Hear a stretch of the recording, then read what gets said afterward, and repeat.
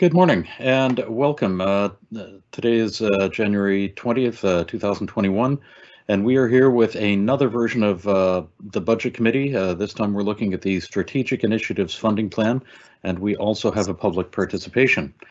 I would like to call the meeting to order. My name is Paul Russell, and I would like to move through a camera and audio check for each of the councillors. So let's start with Councillor Daigle-Gammon. Morning, Mr. Chair. All ready for our next budget meeting from Fall River with a beautiful picture of one of the many lakes of District 1 behind me. Good morning. Thank you. Councillor Hensby. Good morning, all from District 2, Preston, Chesapeake Eastern Shore, and happy Inauguration Day. Happy Inauguration Day indeed. Councillor Kent. Thank you. President accounted for District 3. And better days lie ahead, folks. Let's just keep being Canadian. That's right. Thank you. Hey. Councillor Purdy. Hi, good morning, everyone. I'm here in beautiful District 4, and I'm loving the sunshine this week, even though it's a bit colder. It's very nice and bright. Happy to be here. Good stuff. Thank you. Councillor Austin. Thank you, Mr. Chair. I'm here just for any of the veterans. The beam of light that would hit us at City Hall has nothing on the home office window. I'm pretty blinded here today. Thank you. Yeah. Okay, thank you. Councillor Mancini. And we will come back to Councillor Mancini. Councillor Mason. Good morning, everybody. Wayne Mason, representing District 7. Looking forward to hearing our presentation today. Thank you. Good stuff. Thank you. Councillor Smith, first of all, congratulations on being the chair of the Board of Police Commissioners. Appreciate it, and hello and good morning to everybody, colleagues and staff. Beautiful District 8, the rapture is on me as well. Happy to be here. There we go. Thank you. Councillor Cleary. Thank you, Mr. Chair. Announcement for everyone, the Donald has left the building. Sean Cleary, Councillor, Halifax West, Armdale, District 9. You can see the old Armdale Dayliner station behind me, and today I'm repping the Armview restaurant, which is diagonal across from the old train station. And a fine District 9 business. And what I have top of mind when we talk budget is all of our small businesses struggling in HRM. Absolutely agreed. Thank you. Councillor Morris. Good morning. Happy to be joining you from beautiful District 10, Clayton Park, Fairview, and Rockingham. And really pleased to be with you on this historic day. Absolutely. Thank you. Councillor Cuddle.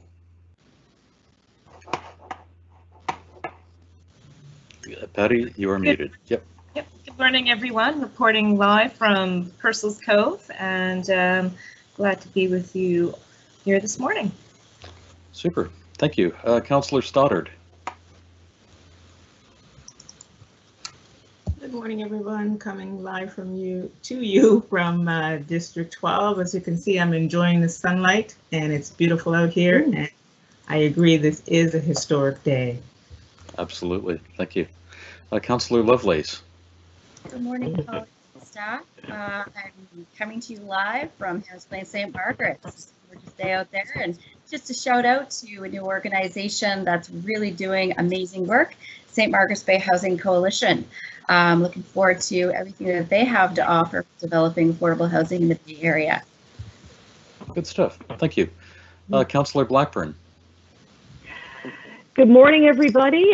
Sitting here in the Beaverbank bunker where the population has grown by 1 this week. So if I look like a woman who's been sleeping on the floor in front of a dog crate for the last 3 nights, because I've been sleeping on the floor in front of the dog crate for the last 3 nights. There you go. Good stuff. Welcome to everybody in the family. Deputy Mayor.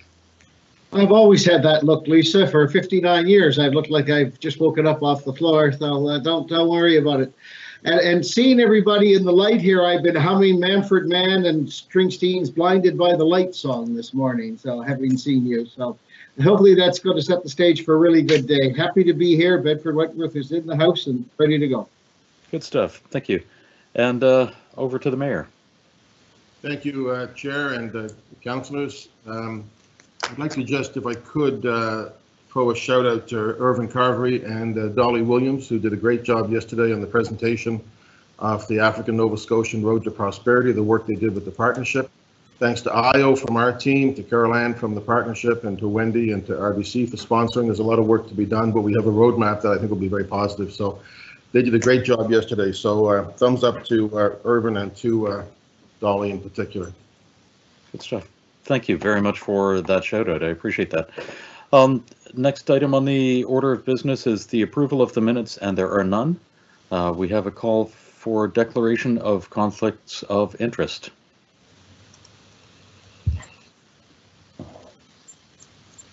And hearing none, let's proceed. Next, we will have the public participation section of the meeting. As a reminder to those watching from home, in order to have signed up as a speaker, the deadline was 4:30 p.m. on the business day prior to this hearing, so that would have been yesterday. We have one speaker signed up for today's meeting, and the registered speaker for today is Elizabeth Cummings. And I'm going to hand it over to the clerk at this point. Good morning. So Elizabeth, we can see that your webcast and TV broadcast is muted and that you're listening on your phone.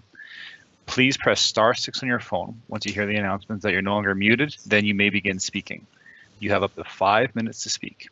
Once you've finished your comments and answering any questions of clarification, please hang up your phone and you will be able to watch the rest of the meeting using the webcast.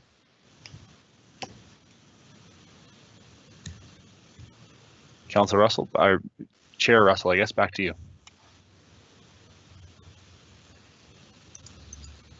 Okay, thank you. I was just looking to confirm that Elizabeth Cummings was on the line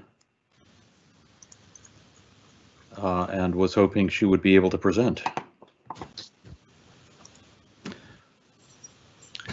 Elizabeth, there we are. Thank Hi. you. Good morning. Hey, good morning. How you doing? Doing great. How are you doing? I'm doing great. I'm doing great. Yes, I am ready to present. Okay. Thank you very much. Okay. Please proceed. Okay, so the reason I wanted to speak today was because on January 13th, CBC News published this online article stating that the proposed budget for the Strategic Initiatives Funding Plan called for a 1.9% tax increase to the average tax bills of both residential and commercial taxpayers. So in addition to this, they added that Councillor Sean Cleary proposed to shift the increase in tax to the residential owners rather than the equitable split between residential and commercial properties. It also stated that Mayor Mike Savage supported this concept. So from my understanding, after reading the PDF document, which is, I believe, motion number 5 on the Strategic Initiatives Funding Plan, the proposed budget the council is determining here is a special funding that is outside the normal budget process. So this document outlines the fact that this is reserves, as stated on page 1 of the origins paragraph. It seems that not all of the projects have been disclosed within this document, and the verbiage on page 7, para 4, states, quote, potential projects were aspirational in nature and a specific capital project has not yet been approved by council, unquote. I find this concerning that on a proposed permanent tax could be allocated to a reserves budget. Furthermore, I'm concerned that the additional consideration is being given to place a sole burden of this tax on the residents, well, according to Councillor Cleary, because of COVID-19 relief, which is also a temporary matter.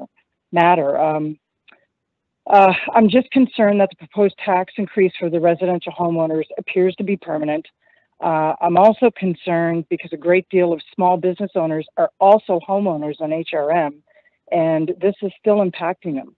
So the ironic part is, though, that some of these owners had to close during COVID-19, while the big stores like Walmart, grocery stores, Canadian Tires, etc., stuff like that, the bigger businesses can afford this increase. As a notable mention here, though, the property taxes in Nova Scotia are already in an upper range in Canada compared to other provinces. So according to Altus Group, quote, Montreal, Quebec City, and Halifax posted the highest estimated commercial taxes per $1,000 of assessment in 2018. Winnipeg, Halifax, and Ottawa posted the highest 2018 residential rates per 1,000 of assessment, unquote. So the proposed tax increase will make this even worse. So this is a really highly volatile time for everybody. According to CBC, over 50,000 Nova Scotians lost their job in April 2020.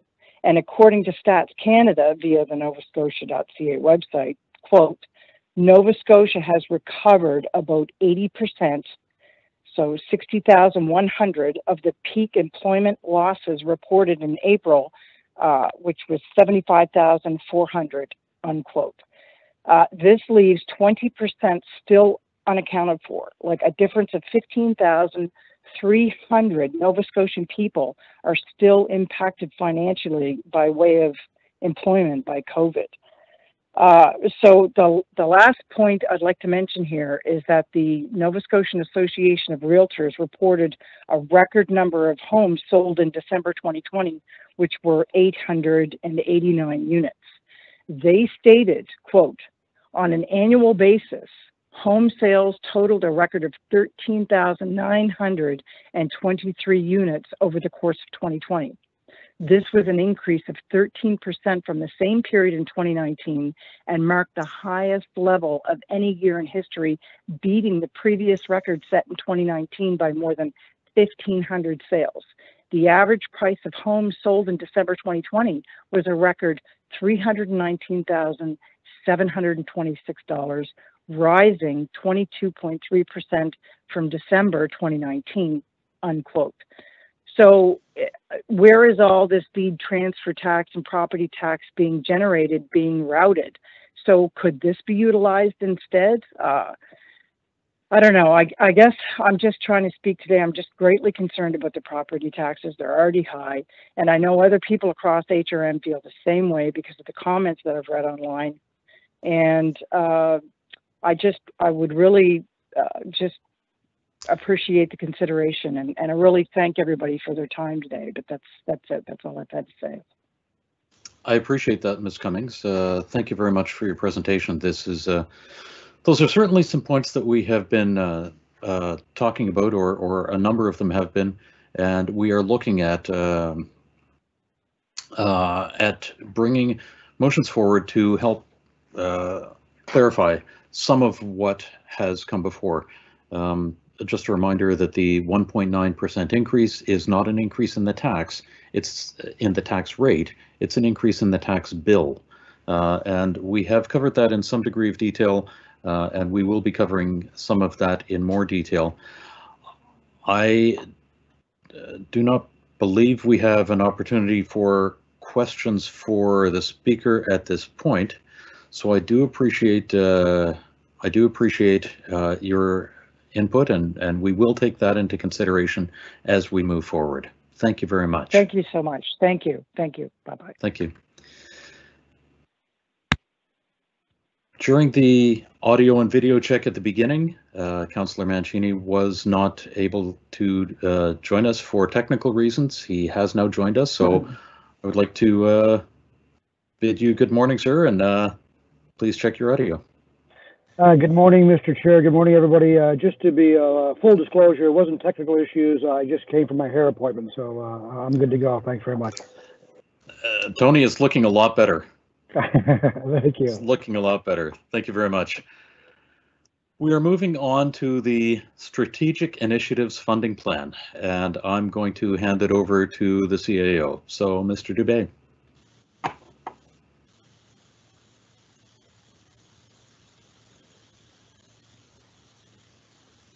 Well, good morning, everyone. Can everybody hear me? We can, yes. Thank you. So, Mr. Chair, through you to Budget Committee of the Whole, the purpose of today's presentation is really to elaborate on the concept of a strategic initiatives funding plan and to seek approval to move forward with that plan. So we're not seeking approval for specific debt target levels at this time, nor do we have a complete list of projects or initiatives that will be covered under the strategic initiatives funding plan. The majority of the initiatives covered under the strategic initiatives funding plan are scheduled to actually begin in 22-23. So there's ample time to work out the fine details over the coming months, and we'll be back in June of this year with those specifics for Regional Council's consideration. Slide 2, please. So it's important to understand what we mean when we are talking about strategic initiatives and those that would be covered. Sorry, If I could jump in for a second, we do not see the slides. There we are. They are showing on the screen now. Thank you very much. Thank you.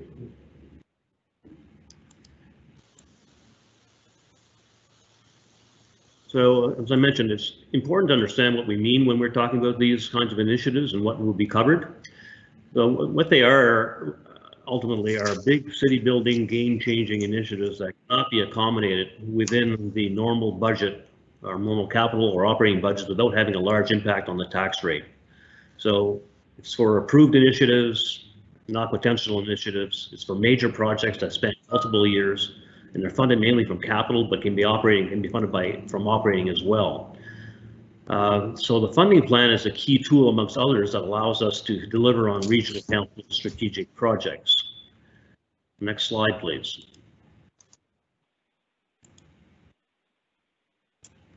So regional council is actually has a number of strategies that it has passed over the years. More recently, in fact, there's over 110 strategies. So not all of these meet the criteria for strategic initiative funding. Some of them can be accommodated within the existing budgets, such as the newly passed washroom strategy, while others require strategic initiative funding to avoid tax rate spikes. What we're trying to do is deliver on council strategic priorities without unnecessarily increasing the tax rate or the tax payable.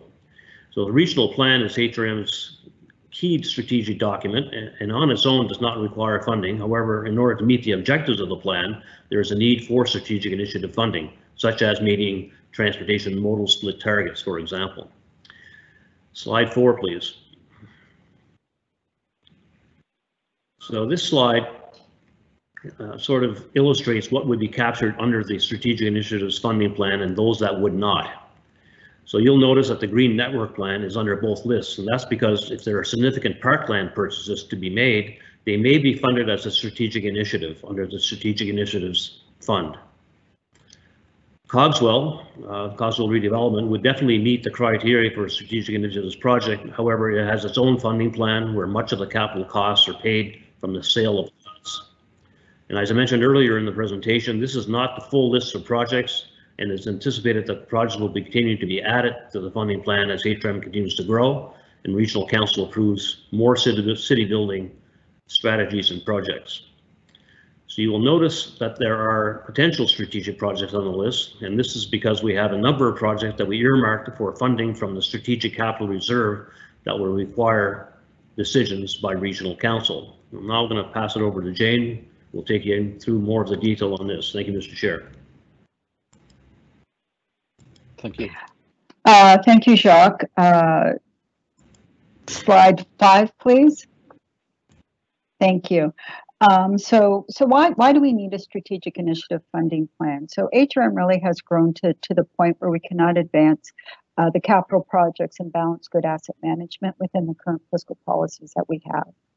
Under the multi-year fiscal strategy that was adopted in 1999-2000, certain levels around investment in capital from operating and debt levels were adopted, and at that time they were appropriate.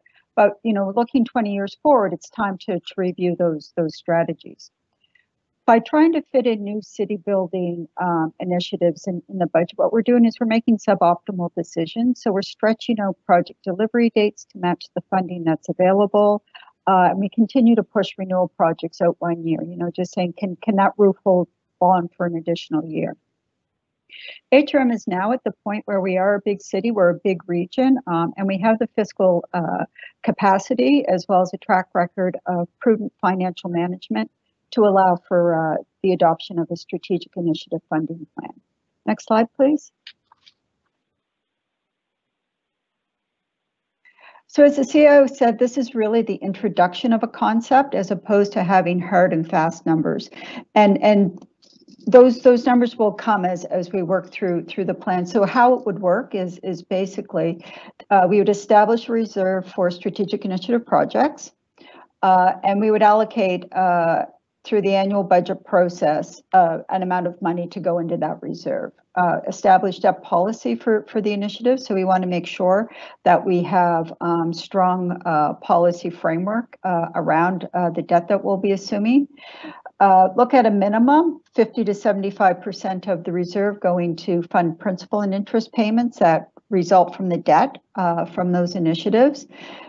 Keeping the balance of that in the reserve, and this is to allow for some of the projects that are not eligible for debt.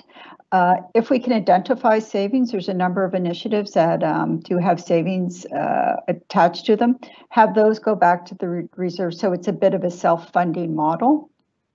And then most importantly is annual reporting back to council and the public on the debt levels and project status. So this is really about showing how we are advancing those key strategic priorities of regional council that the public wants to see. Next slide, please.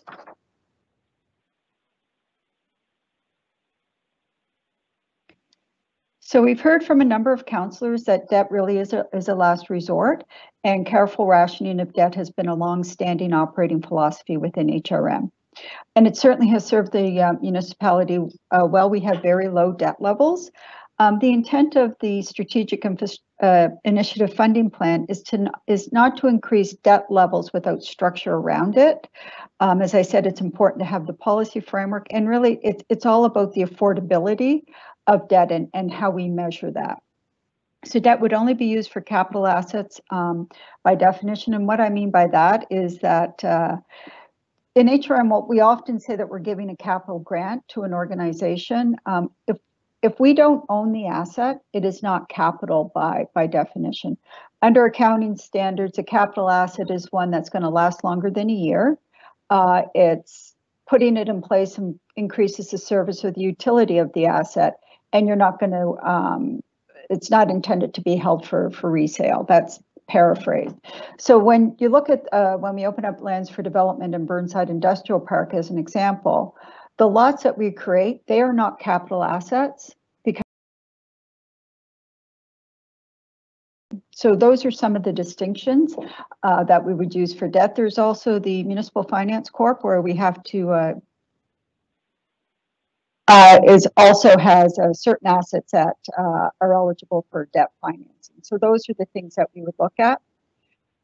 We want to match as much as possible the life of the asset with the amount of debt that we take out. So if we're, an asset whose life is shorter than, you wouldn't take out 25-year debt for an asset that only had a 10-year lifespan.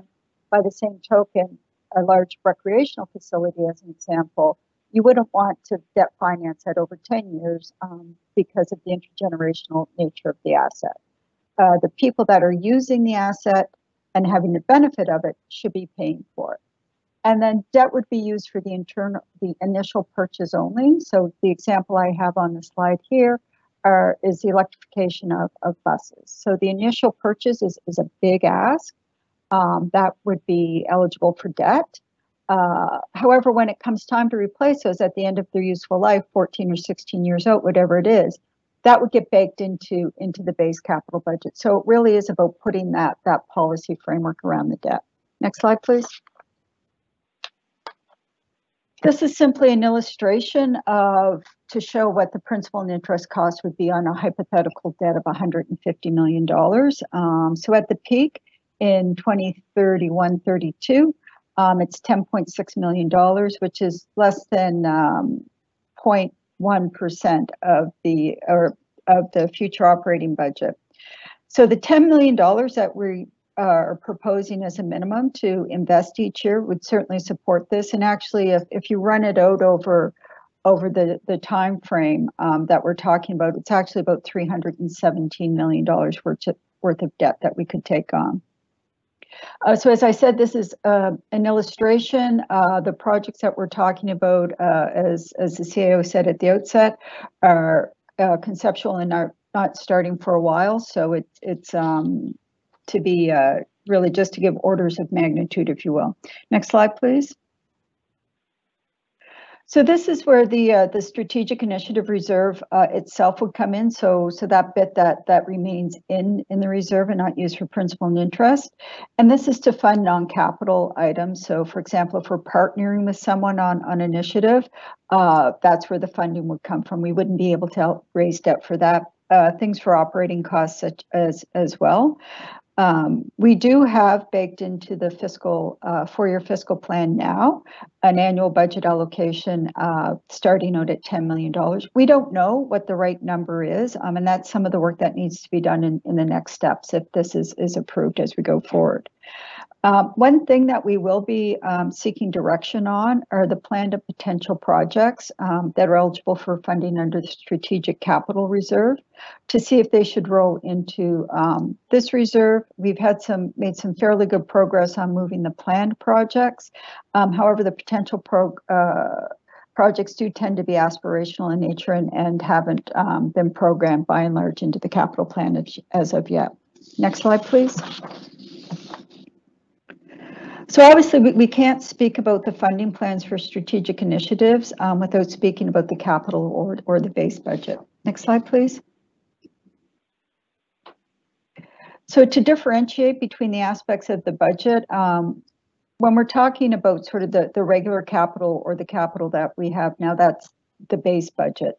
Typically, that's in the $130 to $160 million range. Sometimes there's a little bit more, and typically that's drawn by some fairly large capital investments. Regional Council has approved a motion that directs us to spend 70 to 80% of the capital budget on renewal projects, so maintaining our existing assets, and then the balance to go to growth. What we're seeing with the strategic initiatives is the impact on the base budget and the maintenance of our assets. It's not keeping pace with the renewal that we need to do, and as well, the base budget hasn't been growing with inflation. Next slide, please. So this chart just shows a 10-year snapshot of what the capital budget was. This is the gross capital budget that would have been approved from 2010 to 2020. We started splitting out asset renewal by growth in 2013-14. So the dark blue would be growth and the light blue would be renewal.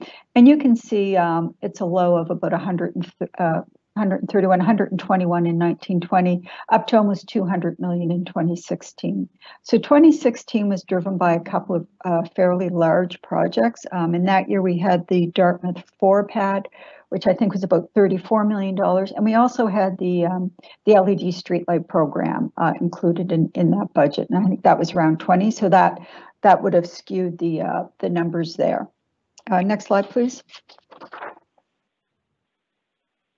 This one just, as you can see, breaks it out by asset class. So it's really just for information and for interest to show how the investments in the assets change over time. And it does illustrate that the capital budget hasn't been growing substantially over the years. And as I said, we do report on a gross capital budget amount.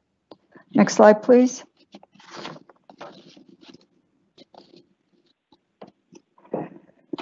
So coupled with a flat-based budget, what we're continue to see is the cost of construction outpaces that of just normal inflation. So over since 2010, construction CPI has increased by 22%.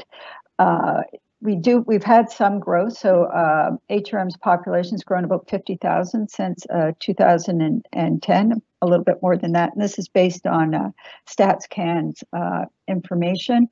Over 22,000 new dwelling units. So this puts pressure on capital assets. And we continue to add new assets on a regular basis. You know, and then seeing that it's flat over, capital budget tends to be fairly flat over 10 years. What we're having is erosion of the purchasing power for renewal, and then layering in the large initiatives as well. Next slide, please. Just a bit more detail on the number of assets that you have and that we have to maintain. So net book value of $3.8 billion in capital investment to look after, and some fairly large numbers there when you look at things like sports fields and ball fields and multi-use pathways and things of that nature. Next slide, please. So in order to right-size the budget, what we need is to have evidence of the condition of the assets that we have. And that's why asset management is so critical.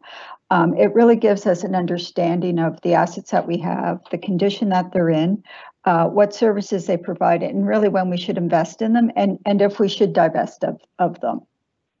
We do have some asset management systems in place to help with that work. So we adopted CityWorks, I think, in 2016 or 17. And we also have Fleet Focus that's used to help with the management of assets. We do have to do some system improvements to leverage the full utility out of some of them, especially around Fleet Focus. So what we will be doing moving forward in asset management is the adoption of an asset management policy by council, which just lays out the practices and the guiding principles for asset management. Each business unit will be developing asset management plans with assistance from the asset management office, and then, as I said, getting the full utility out of our systems that we have. Next slide, please.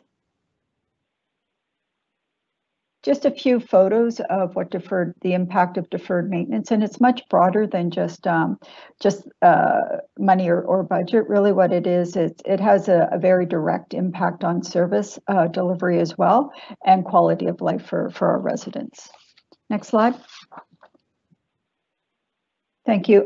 Following up on deferred maintenance. So this is a slide from TPW, and they've been gathering information on the pavement condition index, and we're seeing the picture. As you can see, the picture isn't a good one. There's been a very sharp decline since 2016. From 2010 to 2016, it was fairly consistent. 2016 to 2020, what you're seeing is a drop from 74.7 down to a predicted 67.9 PCI, and that's a very, very large drop. And it is a result of not investing enough in street rehabilitation. Next slide, and I'm going to turn it back over to the CIO to conclude. So thank you.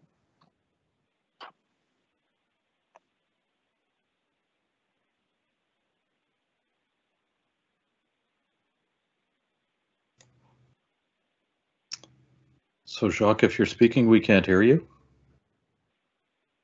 So can you hear me now? We can hear you now. All right. This technology is great when it works. So thank you very much, Jane, for that important information. I'm hopeful that gave you a more complete picture, Council, of why strategic initiatives are important and why our initiative funding plan is an important tool to make everything work on the capital side of the house. And I will, just to build on what Jane said around asset renewal, it'll take time to gain ground on asset renewal. It's not going to happen overnight, as we saw in the previous slide. And an example of that is, Transportation and Public Works estimate they need about $48 million for street recapitalization in order to make headway on the pavement condition index, and that will not happen overnight. It'll take time to turn it around. And Mr. Chair, that money is only part of the problem when it comes to these kinds of matters. And so in addition to adequate funding, we also need more staff, and it often takes time to get them on board as well. So, to that point, in addition to the traditional material resources needed to deliver more capital work, such as, we need bodies such as project managers, engineers, landscape architects, certified engineering techs, etc. And there's also need for procurement staff, lawyers to review contracts and paper up the land transactions, real estate staff. So this is about both capacity, monetary capacity, but it's also about capacity within the organization to actually deliver. And then finally, there's also the industry capacity to be considered when we're looking at strategic initiatives and our capital spend and our capital plan. Industry capacity to bid on our work is important when developing the capital plan. And we're quite fortunate here in Halifax and HRM. We have a lot of good contractors, a lot of good companies who can deliver, but they need to understand what it is that we're looking for and when, and scope and scale, so that they can plan their work in lockstep with us. Next slide, please. So, assuming you approve the concept of a strategic initiative funding plan, there's still a lot of work to do. In the 21-22 capital plan, you will consider in February, we are now scheduled to come before you in February with a capital budget. We will break out the strategic initiatives that we're now aware of and show those separately in terms of how they be funded. Without a strategic initiatives funding plan, the capital plan as it now is drafted would have to be significantly re-engineered. We cannot deliver on some of the priorities that you've asked us to come back with without strategic initiative funding plan in place. So, as mentioned earlier, we will come back to you in probably June of this year with a revised debt policy for your consideration and a review of a comprehensive review of all our reserves. And included in that reserve review will be recommendations on the strategic capital and plan potential projects for Council's approval. And of course, the Asset Management Office will begin the work of developing an asset management plan and work with the business units in development in the development of an asset management plan. So Council will be asked to approve an asset management policy that will guide the practice of asset management within that policy. And finally, reporting on the state of HRM infrastructure will become part of the 4-year review of strategic priorities. And this report will communicate to the public on the progress made in advancing on those priorities as they relate to capital. So thank you very much, Mr. Chair. Jane and I and the rest of the team are happy to take questions. Okay, thank you very much, Jacques. For anybody who has any questions, please enter that into the chat and I'll keep an eye on it from there. And I would ask for the first speaker to also make the motion. And I have just pasted the motion into the chat. Councillor Cuttle.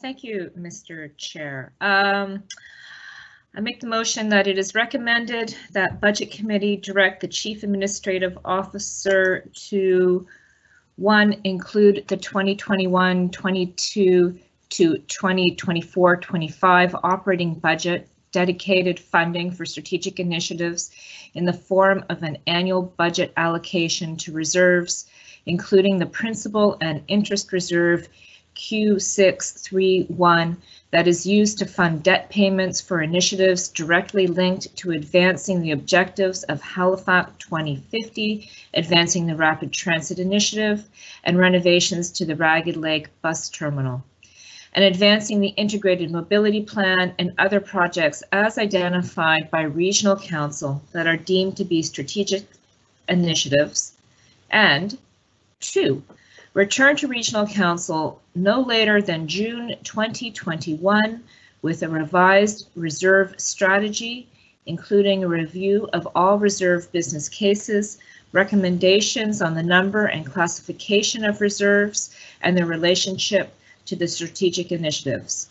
And 3, as part of the fiscal sustainability strategy, return to Regional Council with revised debt levels and measurement and their relationship to the strategic initiatives. Second. Councillor Cleary. I think that was Councillor Cleary who seconded it first. Thank you very much, Councillor Cuttle. Go ahead. Yes. My question was about, I just noticed in that last slide, you know, I think first of all, I want to say that, you know, we all know that this is really an extraordinary year, right?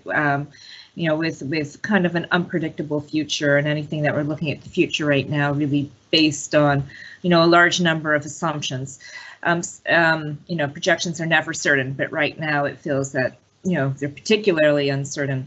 And at the same time, I see Halifax in this kind of strange squeeze, which is really, really highly unusual, where on one hand, we have this huge economic impact of COVID on businesses and commercial development for many. Some are thriving, some are not. So there's this whole kind of everything's being gosh, I can't get that word out today. Restructured, and at the same time, unprecedented growth, like this crazy amount of growth. So I mean, it's high. You know, it's not how I think we would, you know, necessarily look at economic growth. You know, usually you see things moving together, and in this case, it's kind of all jumbled out. But my point I wanted to make was on the last slide that you presented. You talk about business units developing plans, and I'm just wondering if someone could speak to how, you know, we were talking about the restructuring of initiative of kind of internal organization, not based on business units, but based on strategic initiatives, and how that might impact the way we look at, you know, capital funds and strategic initiatives.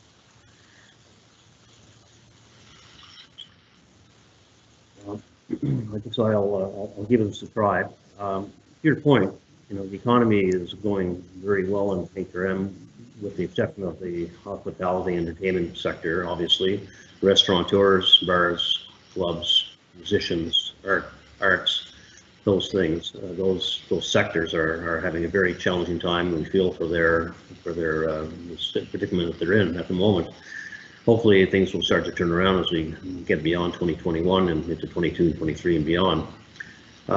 So, you know, when we look at the growth, the net job increases are actually happening. So, you know, the growth in other sectors is outpacing losses in certain sectors as well, to your point.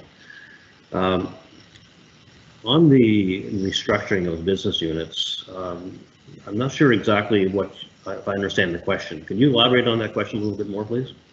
Yeah, well, I'm just looking at that long list of strategic initiatives and projects that we're looking at allocating funding to, and, you know, in particular, how many of them are, you know, codependent or interrelated.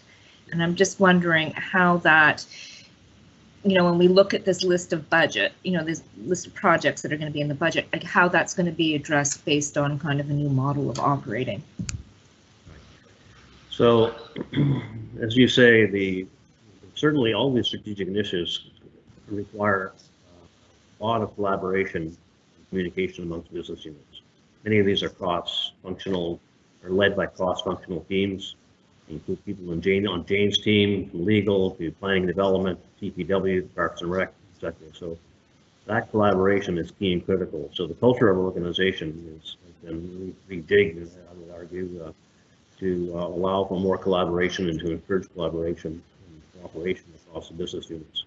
So I'm not contemplating a structural change at the moment, although I will likely have conversations with council sometime in the year, next year or so, about structural change to make things more efficient around here. But right now, in terms of, you know, the structure that exists is adequate to deliver on these initiatives. Key to these initiatives is to come up with and Jane is kind of magical when it comes to these things. It's all about looking at what it is that we are trying to do and what the various funding strategies around those are. So many of these initiatives may have more than one funding source. So, you know, you think about regular capital, you think about operating, you think about external funding, you think about strategic initiative funding. The whole purpose around strategic initiative funding is really to avoid any big spikes, to actually be able to deliver on projects, to avoid spikes going forward on the tax rate. So you'll see in the budget that we're proposing to, put in like $10 million out of operating into the reserves, so that we can build up on a fund, so that when we do need to draw down money for some of these strategic initiatives, that we're not actually impacting the capital budget in the traditional sense, right? So we're not taking on more debt on the capital side to fund these, and therefore the principal and interest payments become a spike in the operating budget. Follow me? So that's what I would offer up, and I'm sure Jane can offer up more detail than I can. Jane? Thank you, Jacques. Mr. Chair, through you to the committee. So I think the councillor, maybe you were speaking about service-based budgeting, where we're looking at what it costs to deliver services. That's an initiative for a few years out down the road. But really, as the CAO was saying, this is really about these projects. When we're talking big city building initiatives, it requires a lot of collaboration, and it's all hands on deck. What the asset management plans do, it allows us to look further out about the services that we need to deliver. So what services are required to meet council priorities, and then what are the state of those assets? So where do we invest in order to be able to deliver those services? So instead of the continuous catch up of, in recreation, as an example, not being able to offer services because we haven't maintained the facilities, so there's safety issues. It's about getting ahead of that so we know exactly where it is. And as the CAO said, this is really about a bit of certainty and smoothing out those big spikes that we have, and stopping having to look at where are we going to find the money to really, it's a bit of a savings plan, if you will. So I hope that addressed some of your questions, Councillor. It does, well, it does. It starts to. I think really when I hate to say it, if I can interrupt, Councillor Cuddle, if you wouldn't mind coming back, we are past time. Okay, thank you very much, Councillor Mason. Thank you, Mr. Chair. I got a little bit of the rapture happening myself, making my arm disappear. So, the day has finally come. We have been really good at establishing green goals and population goals and quality of life goals, and then attaching big strategic projects that increasingly large chunks of our population are really excited about and really committed to. And now we got to pay for them. Right. And we've talked about this. We've been publicly and privately, we've all been saying there's going to be a point where we're going to need to, come to grips with the fact that it's either to pay for new services on the level we're talking about is a combination of raising taxes, borrowing money, or not doing them. Like, those are your choices. We're at a scale now. In the past, we've tried, and I've supported finding efficiencies that would let us ease, or in one case, 1 year, we actually froze the budget and didn't raise taxes at all, lowered the tax rate and kept the budget stable. This isn't that. You can't introduce a bus rapid transit system on finding efficiencies in the existing transit system. You can't do the Halifax climate plan and make those investments without taking steps. So I guess, I support this. There's a lot more work to come in this. This is just setting the table. So I don't feel like that, it's funny, as you did the presentation and I was rereading the report this morning, I'm thinking, wow, we really are going to be done in time for the inauguration, which I really didn't think was going to happen at first. But, my only surprise is, what didn't emerge to me is why $150 million? Like, is that, how is that number? Is that an estimate? Are we flexible on that? Should the it seems to me the main driver is the federal money, and what I always think about is PTIF2 and the bilateral on green, or on transit. We HRM would need to come up with at that time it was $180 million to match our segment to release all the federal and provincial funding that's promised in that, just for that alone. That's without getting into green. So what are your thoughts on like is that a, what are the numbers behind that number, I guess, is what I'm asking. Thank you, Mr. Chair. Mr. Chair, through you to the committee, there is no magic behind that, Councillor. It's an illustration to give sort of order of magnitude. Is all it is. That's what the real work is. It's looking at the cost sharing once we get those. It's looking at the timing of the projects as they go on. So you know, the debt that we'll take out is based on the net cost, so only what we incur. And then when we start to pay it is after the asset is built or it's in use, as we say. So it's just simply an illustration in that there is, as you pointed out, some work to be done to firm this up. So it's more like when we have the actual, when we get from strategic level through, we have a functional plan and then down to actually trying to build the asset, that then at that point, in addition to operating cost of capital, the debt payment part will be there, and then council will know what it's going to cost. Well, I hope council, we, especially to the new folks, we need to internalize that is coming, because these things are going to cost money, and I think the more awareness we have and the more we can socialize it with the residents, that, you know, I think these are great investments to make, but we need to be realistic about what the costs are. Oh, I see Jacques has his hand up too. Okay. Go ahead, Jacques. Thank you, Mr. Chair. So, just to maybe state the obvious, the important thing to do now is to start, right? So, well, talk another 10 years, Jacques. No, we should start. You're right. So we have to start, and to build on what Jane just said, you'll see in the capital budget that we, you know, the number is not exactly pulled out of the sky. We had looked at the capital spend and looked at the capital plan, and that we're presenting to you in March, and feel that, you know, putting $10 million in to start it will be a good start, but it has to be consistently applied. And as Jane points out, we're going to tweak that as we go along, right? It's kind of an iterative process. So, but the real key to this is to get going on it and get direction today, so we can actually land a capital budget that does address your priorities as we move forward into 21, 22 and beyond. Thank you, Mr. Chair. Thank you, Jacques. Thank you, Jane. Okay, thank you very much, Councillor Blackburn.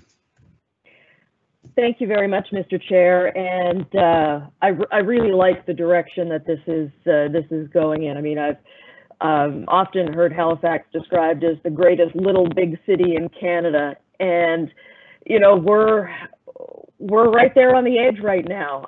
You know, we're bordering, we're coming close to a population of 500,000. You know, up 50,000 in just 10 years, and as Jane pointed out, we're just not keeping up with demand, and it's reasonable demand and expectations from our residents. And I do know that for a lot of my fellow councillors, debt is absolutely the last resort. But I think this is exactly what debt should be used for. You know, none of us in this room bought a house or a car without going into debt, but it was calculated, it was budgeted debt, and it used a combination of debt and savings. And this is exactly what this does. It strikes a balance. You know, Councillor Mason just pointed out, it's one thing to pass all these progressive and bold programs like Green Network and Halifax and whatnot, but you know, this is just the start. And I do believe the gentleman who's about to occupy the Oval Office is the one who said, "Don't tell me your priorities, show me your budget." And I think this is a clear signal to our residents that we stand behind these bold programs that we've passed in the last few years by putting some money behind it. I think it's responsible, and I thank you so much, Jane and Jacques, for bringing this forward. Thank you. Okay. Thank you. It didn't sound like there was a question there, so Councillor Henspeed. Thank you very much, Mr. Chairman. My question is, when I hear the word strategic initiatives, I think that's more of long-term planning. And the question is how long is long-term planning? I've seen the report talks about up to 10 years. That's 2.5 terms away from now. You know, we are going to be setting the so-called platform for future councils to decide on future projects. We can set the course, and we'll stay on course. We don't know, because we don't know what things may occur in the future. No one had thought about a pandemic this past year and the impacts it's going to have on us. But is it business as usual, or should we be doing something a little more unusual? And I think a strategic plan initiative is important to do. But my curious is to know is what timeline are certain projects to be forecasted to start, and will they be part of the strategic funding initiative? So therefore, we're putting that money away for those projects to eventually begin. The question is, what are those projects? Because some of those projects we'd like to probably see a little more quickly than putting it off for 4, 8, 12 years, you know. So that's one thing I like to hope the report will try to determine is what type of timeline some of these projects will be on. And then you saw the note I sent last week about a particular superstructure that needs to be replaced. We need to participate in that planning, and we need to be at the table in discussing what will be our portion to that superstructure, because I believe it's important for us to be a partner in that project because it has some great impacts on our active transportation and our strategic transit initiative. So I think that things like that we need to have on board and be ready for it. So I'd just like to know in regards to the timing aspect and the list of projects, is when does one get a green light to start and it comes off the strategic list and becomes an active capital project versus what's been put off to the future. Thank you. Chair, I'll make a couple of comments before I pass it over to Jane here. One is, you know, this is a forever, this is kind of a forever sort of strategy, right? So there's no doubt that we're going to hit 500,000 people here within the next, I guess I could make a prediction that by probably at 2025, we're going to be at 500,000 people. And to the extent that we're going to be at 750 and 1 million people is unknown to me at now, but you know, as a growing community, and we're seeing exponential growth and no signs of letting up.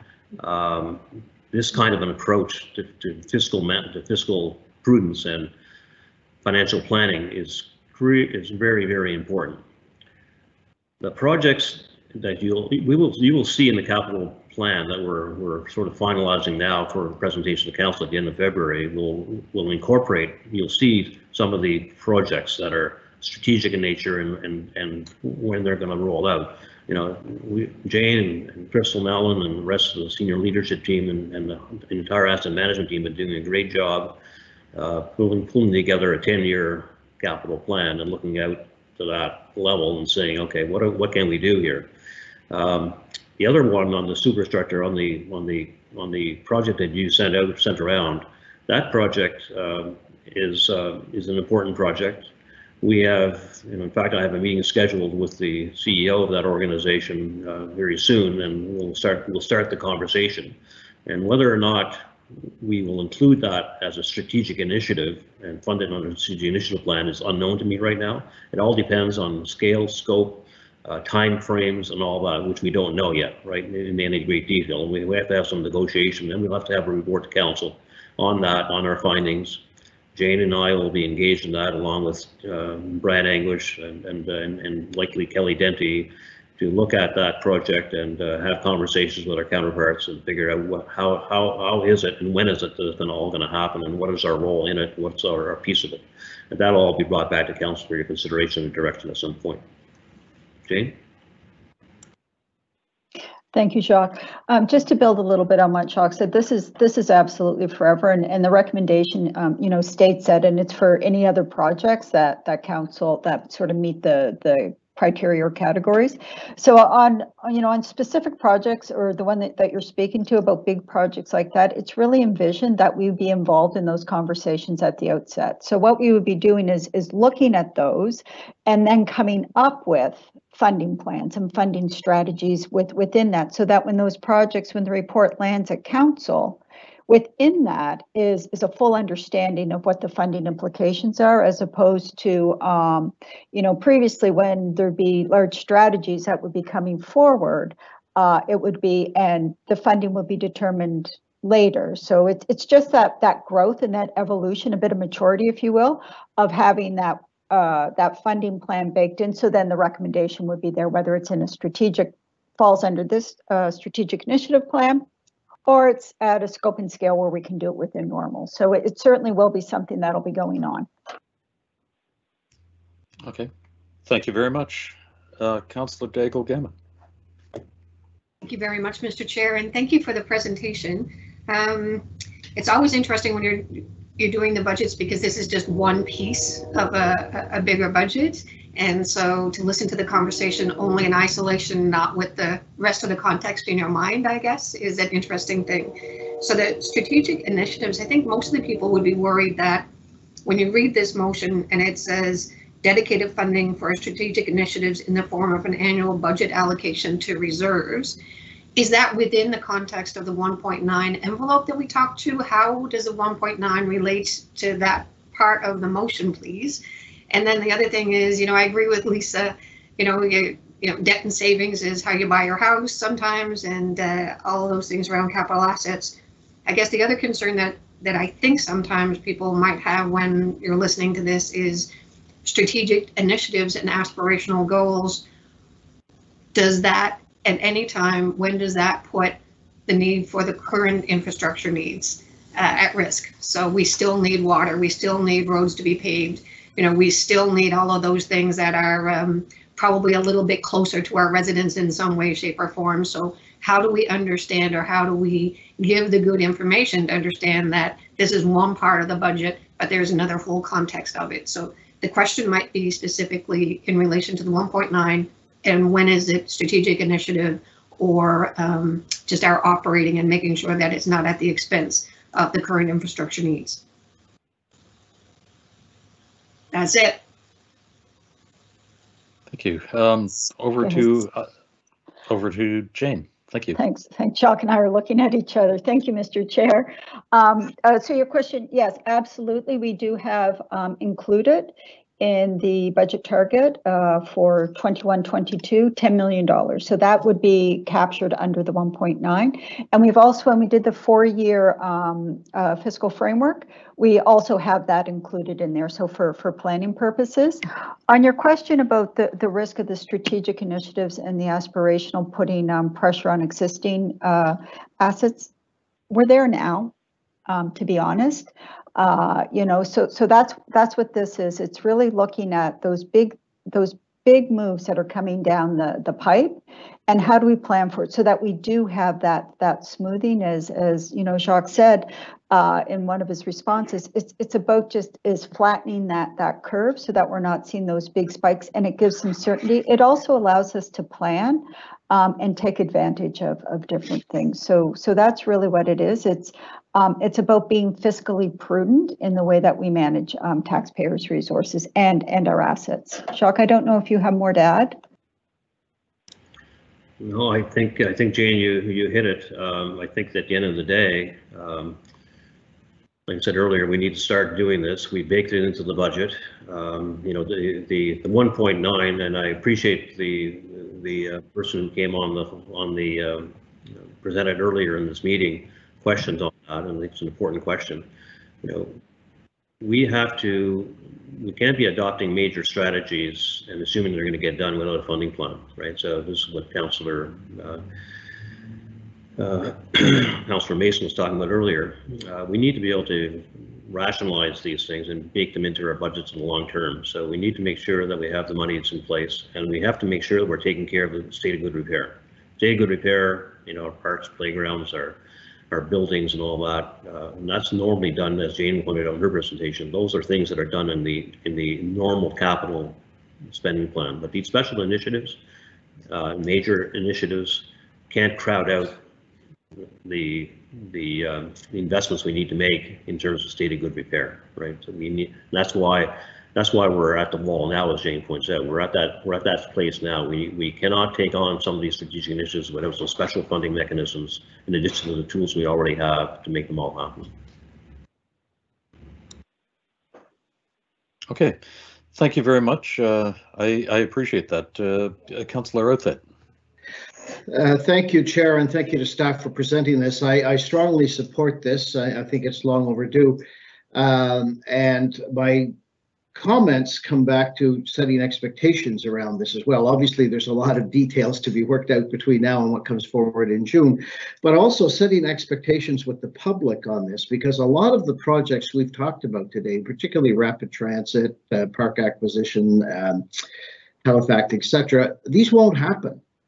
For example, if there aren't provincial and federal dollars there to help us, first of all. And we can rationalize at $10 million a year till we're all 40 years in the grave. And some of these things won't happen without the federal and provincial support for these. The other things is when this federal and provincial support comes forward, sometimes we don't get a whole lot of notice on what the flavor is the week is for their projects and whatnot. So this can sort of throw our timing off as well. But I guess what I'm worried about, and I support everything that you've mentioned, every project that we've passed. But we have to set reasonable expectations on the timing for these and also on the dependency, if you will, of help from other levels of government. I think there's those of us out there, you know, as I said to some of the new councillors the other day, we can't be one-trick ponies as councillors, but there are groups out there that are one-trick ponies. They can be all about crosswalks. They can be all about new sports facilities. They can be all about park acquisition. They can be all about electrifying buses, etc. Electrification of buses, etc. We have to try and strike a balance between all of those things. And what I worry sometimes is with these groups, do they really understand that the park acquisitions, you know, could take a decade? It's not going to be 1 or 2 years or 3 years before Sandy Lake and Birch Cove, Blue Mountain and whatnot are all expanded and finalized. So I hope as part of this project that we will stress the dependency on help from other levels of government, also try to, within reasonable forecasting, try and set some timelines for these. We are growing, and that's great news. And that comes with the de-transfer tax and additional tax base, et cetera, but it also comes for the demand for those new areas. And I think when we look at the regional plan review again this year, we're really going to have another look at where we want and where we allow growth, because right now, in addition, as you've heard me say this a lot lately, but in addition to the state of good repair in our existing communities, we're building communities like crazy that don't have the assets that they need and the infrastructure and amenities that they need to require state of good repair because they're not there yet. So we have to have that balance as well. When I lived in Vancouver back many years ago, it was post-Expo 1986 and pre-1997 with Hong Kong reverting back to China. And the Lower Mainland was growing by 50,000 a year, not over 10 years, but a year. And just imagine if we had to deal with that. And they did some things well, they did some things very poorly. Neighborhoods sprung up overnight that had terrible problems, and buildings and whole communities like Falls Creek sprung up and had years and years of litigation because how they weren't done right. But anyway, so we have the time to do this properly. And I hope we will do this properly. And I think this is a step in the right direction. Question on TPW. It's very frustrating to me because this is my 12th year on council, and every year the sky's falling. That we need to spend more on paving, and I've agreed with that. And Bill Karsten and I have issues to support the increase to paving. Doesn't seem to get much better. And then sometimes we've spent more money than staff could even spend. We've given them more money than they could do because of staff changes or lack of staff, whatever. So I want a little comfort to know that we're going to ramp up. That we start giving you more money, you're actually going to be delivering on the jobs, despite Ed and Dave and Ann are fabulous and doing their best. But what are we going to do to make sure that this money actually gets spent and the work gets done? And the two big questions for me are what has changed between 2016 and now? Why the dip on that? The money didn't dip, but the condition did. So what happened? And when we talk about the TPW budget, I think one of the number 1 priorities for many of us around here is road safety.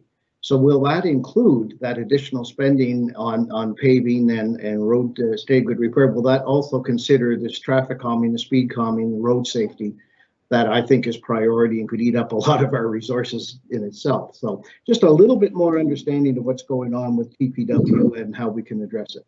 Thanks. Mr. Chair, through you, I'll invite Brad to deliver on his comments. Just before he does, I did want to make comment on a couple of things. One is reasonable timelines, and Jane and I and the rest of the team have worked pretty hard on the capital budget to date to come up with a reasonable plan.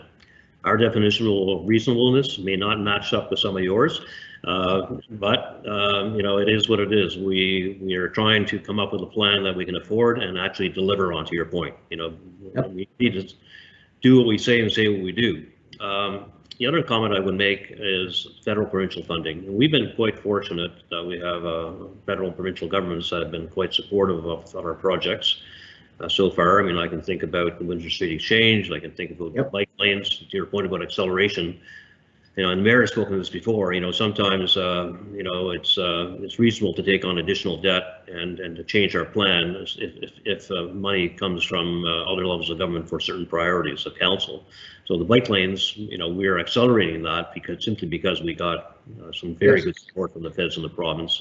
Windsor Street Exchange is probably moving ahead far faster than we would anticipate it otherwise, and I expect that, you know, that trend will continue. I mean, at the end of the day, you know, we have an application in now for, you know, major electrification of the fleet, for example, and you know, I'm anticipating we're going to get some funding for that, and when we do, the extent of that funding is not nailed down yet, but that may change our plan and change our delivery times and things like that, right? So I would make those two comments and then ask Brad perhaps to weigh in on your other questions.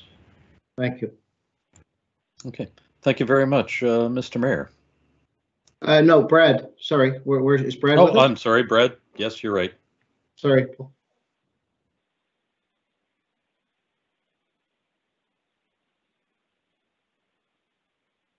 Brad Anguish, are you with us?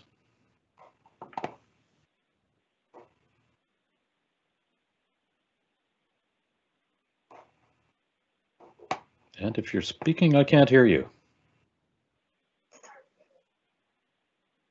Okay, let's hold off on Brad for a few minutes, and let's move on to Mr. Mayor. Thank you. I saw Jane had jumped in there. I don't know if she wanted to chair, if Jane wanted to speak on that. Thank you, Mr. Mayor. Just a few points to that, and certainly Brad will definitely have a lot more details. But some of the challenges that the you know, the capital budget, the spending on streets is staying at. In 2016, it was at $30 million. If you look at the budget now for street recap, it's in about the $25 million range. So the money has gone down a little. The other thing is that it's getting a lot more expensive. So, you know, $30 million may do, as an example, 500 kilometers, but $30 million 4 years later is only going to do 450 kilometers. So it is just the cost of doing business, less work. And then the other thing is that my understanding from conversations around the table is that the streets that are getting done now are incorporating a number of features, so complete streets and things like that, which then makes it so that the budget doesn't go as far, and that's some of the reason why the dip is there. On your other questions, I would I'm sure Brad will be able to answer everything that would be incorporated. Thank you, Jane. Okay, thank you very much. Go ahead, Mr. Mayor.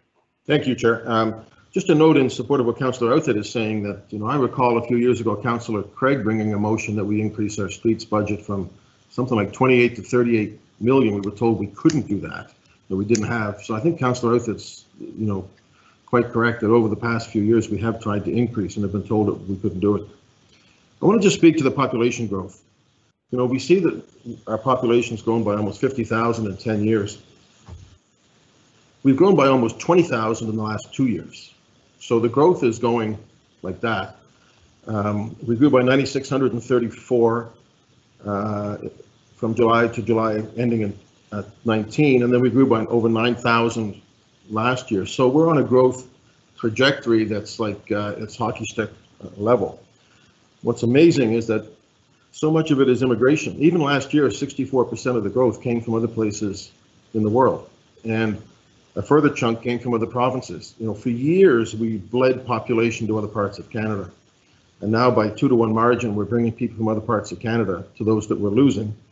And I noticed, according to StatsCan, we actually had an increase in births over deaths last year, which hasn't been our case either. And I think part of that is we've been getting younger, so that's all very good. As long as the growth is sustainable and as long as the growth is just. So cities would love to be where we are on that front. If you look at the StatsCan December labor force report, Canada, December to December, so December 19 to December 20, Canada was down 550,000 people in the labor force, people not working. Nova Scotia was down 4,500. Halifax was up 3,800. So 3,800 people more were working a month ago than 13 months ago, according to Stats Canada. There's only 2 cities in Canada that I can see on the chart that are even at all positive, and ourselves and Oshawa or Whitby or that area. My point is that this growth is not going to stop. In fact, I think it's going to accelerate with the way that the province and the city have handled COVID. As people look for safe places to invest and to come here, keep in mind that at least 12 companies set up in Halifax during COVID, and some of them are pretty big companies who can go anywhere in the world. And as mayor, I have the chance to meet with them, and I know what matters to them. And it is a commitment to diversity. It's a commitment to environment. It's a commitment to safety. It's a commitment to quality of life. Mid-sized cities are on the rise. You see in the StatsCan report that cities like Toronto and Vancouver are now starting to bleed population to the suburbs because people can't afford to live there. So those things have to be on our mind. This cost that we have to undertake for the growth, I don't think it's really an option. I think it's something that we have to undertake. And I got to say, colleagues, it's not just an infrastructure. If we're going to have the kind of growth that we want, we have to look at those things that make it sustainable and just. Halifax is important. Housing, food security, social inclusion measures, those are also costs that we're going to be asked to bear. The payoff is an increased property tax and support for businesses. So, we have to undertake these costs in a strategic way. This is the only way that we can do it, in my view. And the numbers are very impressive for the city. We know that there are more people coming here. And as I said, that also means we know that there are people who can't afford the kind of housing that they need. So that has to be our concern, whether it's our mandate or whether it's not. That has to be our concern. And issues of food security and other social measures, making sure that transit is available to more people. Those are also costs. But one of the reasons people come here, in my view, the convention center, the library, streetscaping, setting up a rural planning office in 2017 ahead of our time, active transportation, investing in things like the Eastern Shore Lifestyles Recreation Center and the VLT Center, so that it's not just in the core, but we've made a commitment as a municipality to supporting growth throughout HRM. Buying green space. I can't tell you how often I meet new people who've just moved here who love the fact that they can be in Blue Mountain Birch Cove, or they can get down to the 100 Wild Islands. Those are important investments as well. So as we look at sustainable, just growth, it's going to continue for the city of Halifax. We're not at the peak.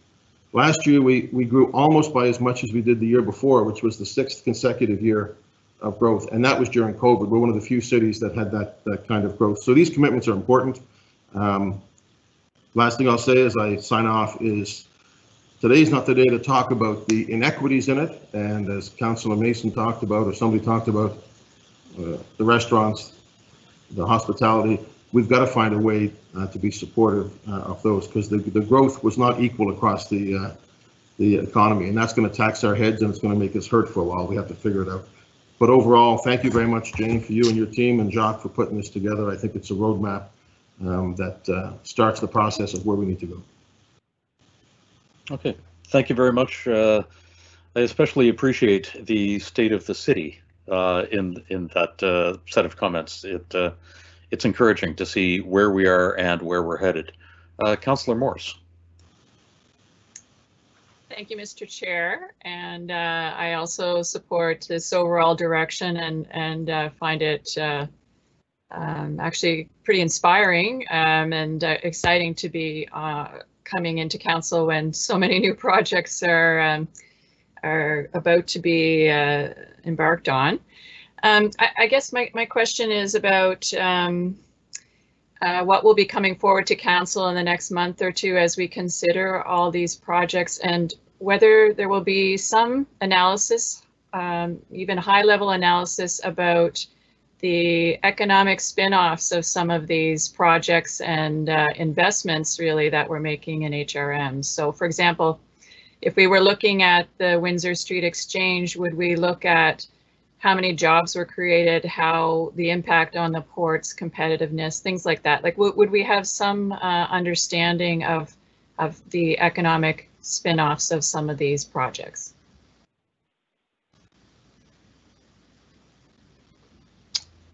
Certainly, certainly any of these strategic projects would include an economic impact statement going forward. Interest rate exchange project, which has been approved by council, included the impacts and you know, construction years of, you know, person years of construction and things like that. So, or person years of employment, I should say. So, yes, and many of these things always include some kind of an economic impact assessment. Great, thank you. Okay, thank you very much. Councillor Lovelace. Thank you. Good morning. I am, as Catherine just said, just really excited and inspired to see all of these projects on the go. This is a very exciting part to be, very exciting time to be part of this council and also here in this municipality. You know, I think it's important for us to think about the rural connection to city building and what that means to the rural communities. Who may not feel like we really are a part of the city, considering, you know, we don't have those services. And so, you know, I just want to make sure that we are always thinking about how we can reach out and also reflect the rural reality that we have here in HRM. So I do have a couple of questions, so I'm just going to rhyme them off. I have one for the solicitor. And forgive me if I missed this in the report, but I'm really interested in understanding our kind of legislative authority when it comes to the deferred maintenance within the Halifax Charter to determine whether or not there is, you know, some kind of a mandate within that charter with regards to the deferred maintenance. You know, while there is a cost of, you know, doing business, a cost of making sure that we have a good state of repair of all of our infrastructure, you know, it also is apparent that we've let some things slide over the years. Obviously, we haven't been in this same position. You know, there's a cost to growth at the end of the day, right? So we have significant growth. We need to be able to catch up to provide services for that growth and continue to grow, as well as also meeting that deferred maintenance needs. You know, that kind of takes me to my next point, which is the amount of money that we collect on behalf of the province of Nova Scotia.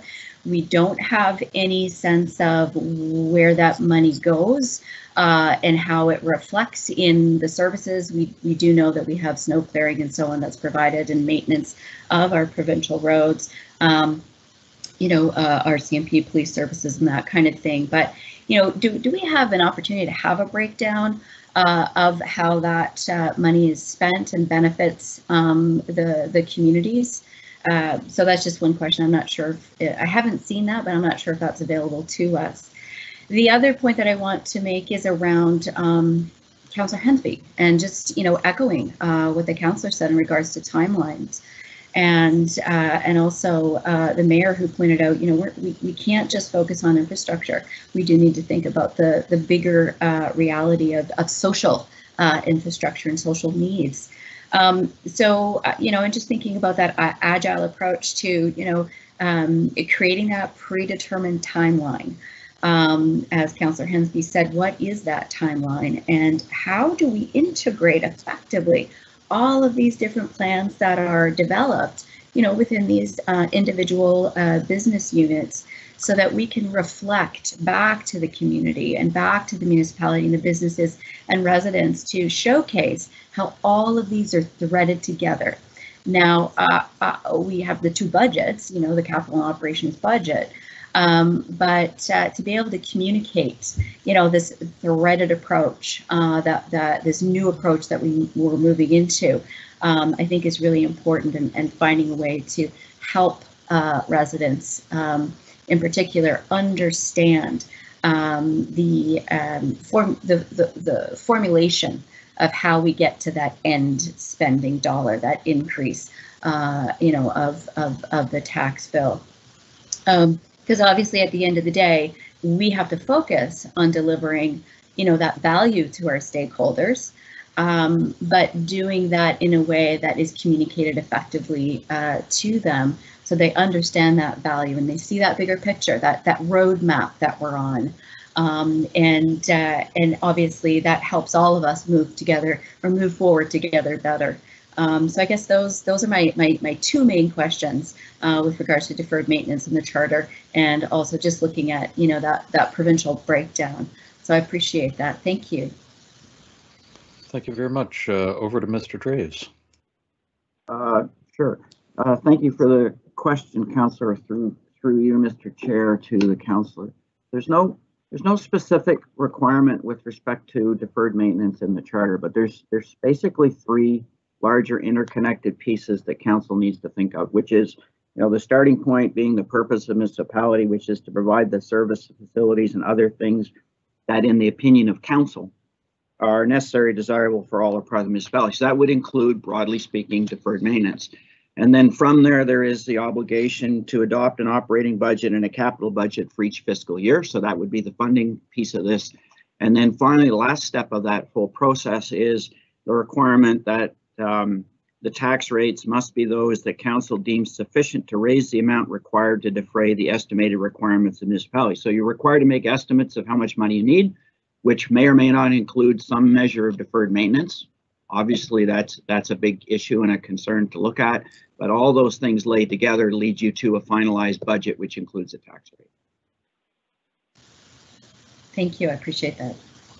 Okay, thank you.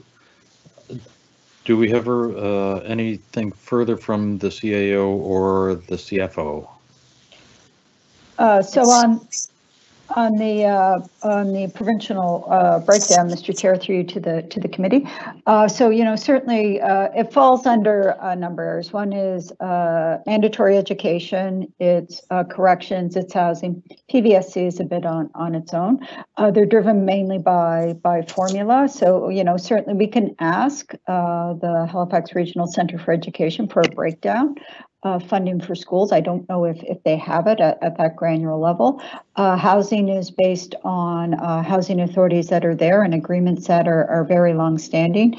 And then corrections is a blanket formula based on uniform assessment. So we can gather, we can ask the question certainly and get some information based on that. And then on the snow removal, my understanding is that's a reciprocal agreement that we have with Transportation Infrastructure Renewal, where they plow some of our streets, we plow some of theirs, just to be more efficient. Okay. Thank you very much. Councillor Lovelace, I'm going to ask you to come back later. We do have a few other speakers the first time, and so I'm going to hand it over to Councillor Kent. Thank you, Mr. Chair. So I want to start out with kind of just a thank you to the presenter from the public who came in and raised, shared her views and concerns. I want to go back very quickly to my concern when we were in our earlier budget meeting around priority planning. And just a reminder to folks that the question that I had, which was that one, I was uncomfortable with the 1.9 increase. I am uncomfortable with a tax increase across the board, and that yet this is not this is a journey on the budget deliberation. We may or may not end up with that 1.9 at the end, and I, for one, am looking for ways to get there where we don't have to have it. 110 plans. I respect all the work that has gone into them over the years, and I think that they're all on the right track. Are there minor tweaks or some things that I might have had a different opinion on? Yes, perhaps there are. But on the emphasis of, yes, we need to be able to fund them to proceed with them and to achieve them. Absolutely, I'm in favor of that. What that number might look like this year, I'm not sure. We do have to be strategic. What I want to remind everyone of, and what I think about every time I hear this, is that, many people in our districts and in the city, because of COVID, because of this extraordinarily difficult year, they're not able to look sometimes a week ahead on what they can afford, let alone years and years out. We have to do that for them. I realize that we're leaders in that, but this year is a tough year for so many people. I really appreciate, Mr. Mayor, your information around the uptake on the jobs and the fact that we're doing well.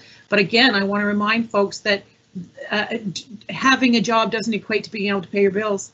Having a job doesn't always equate to being able to have your basic necessities. So I feel like today I'm that champion of those who are struggling every day. To even think about a property tax increase would be difficult. Now, Councillor Oat hit the nail on a concern that I've raised many times around street safety, traffic calming. That first priority planning, that we didn't have that as a standalone bullet. I'm going to raise that again. I really do think that we need it to be. Sorry, I don't like using words like bullet. So standalone priority. Forgive me for that. I think it needs to be, and you know, I absolutely appreciate the work that's being done in our streets and roads and our state of good repair. The fact that we're taking the approach that those are opportunities to actually create some traffic calming infrastructure within those, that's a really important piece. So the notion that we're going downhill on our funding for streets and roads, that concerns me too, because I feel like then that's deteriorating, depleting our ability to do some of the traffic calming, create some traffic calming solutions. So where I'm at now with this is that today, you know, we're going to be asked to potentially be $10 million is the range that we're looking at to get some of these strategies moving forward with funding. I'm in favor of supporting it in some way. What I want to ask today is, or say that I will be looking for ways or understanding of as we go forward to see if we're committing to this 10 million, does that, how would the discussion around not meeting that 1.9, reducing that 1.9 increase that we've approved to get things going, how would that be affected in the future as you start to bring information back? I want to hear what it takes to say, if it's not 10, if it's 7, we can reduce the tax, that 1.9 approval that we gave. I'm looking for that. I'm looking for a way not to have to bear the brunt on our residents right now, this year. I know we as leaders need to look forward on behalf of those residents, but I think this is an unusually, obviously an unprecedented year. So I want to hear if there is a plan for when you do come back to hear that and give us some information about what alternatives there might be. I guess I don't know what else to say other than I still feel like right now I have to champion for those folks that are out there who, you know, they just can't manage an increase right now. They just can't. So thank you. Over to comment. I'm going to hand it over to. I'm going to hand it over to Mr. Dubé. Thank you, Mr. Chair. Thank you, Councillor, for the question. The short answer is yes. I mean, we'll have options for you to consider. You know, at the end of the day, this is Council's budget. So whatever Council decides to do, if it doesn't want to proceed with strategic initiative funding to the extent that we're recommending, that will have an impact on your capital spend. That will have an impact on the timelines of the projects that Council has given us direction to deliver on. So all of that, you'll have all kinds of opportunity to discuss ways to either increase the budget or decrease the budget, and what Council will land on a number at some point. So absolutely, opportunities are all available to you. Okay, thank you very much. Councillor Purdy. Thank you, Mr. Chair, and thank you all for all of the work that goes on behind the scenes. I can't even imagine how this all comes together. I really am appreciating this. So I wrote down my comments and questions, so I'm going to read from my screen here, so I apologize for that. But so I am unclear as to whether the funding for the reserve funds for the strategic initiatives we are talking about is coming from tax increase or debt or both, and how that would be prioritized. The Strategic Initiatives Funding Report said that 30% of last year's budget, so 2021, went towards the big city initiatives, so the IMP, Halifax 2050, fleet electrification, and bus rapid transit. This 30% resulted in funds being diverted from renewal projects, leading to further deterioration of the conditions of existing assets. The report further stated that the definition of a strategic initiative is those whose implementation would require a discernible increase to the tax rate in order to move forward. And I really appreciate that definition. That helped me understand, just gave me a greater sense of understanding of what that strategic initiative is when we're talking about that. So this is my question.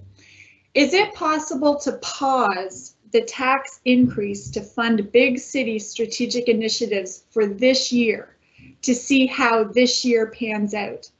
All we have at this moment are assumptions. There's no guarantee that borders will be open to allow the tourists to flood in and pump much needed money into our hospitality and entertainment coffers. We do not know how people will even respond if travel becomes allowable by governments at this point. Our small businesses are hurting and many are on the brink of failure. Many families as well are struggling to make ends meet, knowing the future is very uncertain. A tax increase for many of them at this point in time, after an unprecedented year of hardship, is unthinkable. It seems it would be seen and felt as a lack of empathy for where a lot of our people find themselves right now. To forge ahead with a tax increase to fund these big strategic plans, even though they are necessary and they're exciting and they're for our benefit in the long run. But at this point, for this year, I wonder if we would even be able to pause on those big city initiatives and instead focus on the smaller necessities, things like capital renewal, state of good repair, safe streets, outdoor spaces, and infrastructure in the communities that really need it. The big city strategic initiatives are necessary. They're exciting investments for our city. I just wonder if this is the right moment and the right year to begin the tax increase to fund them. Thank you. Thank you. Over to Mr. Dubé. Well, thank you, Mr. Chair, and I'll pass over to Jane here in a second. I'm sure she has a lot to say about this, those questions. So thank you for the questions. They're very well put.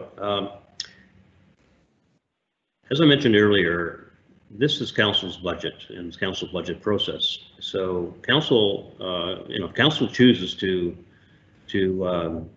not proceed with certain initiatives, that's a decision, right? And as we go forward, it'll have impact on timelines and all that, right?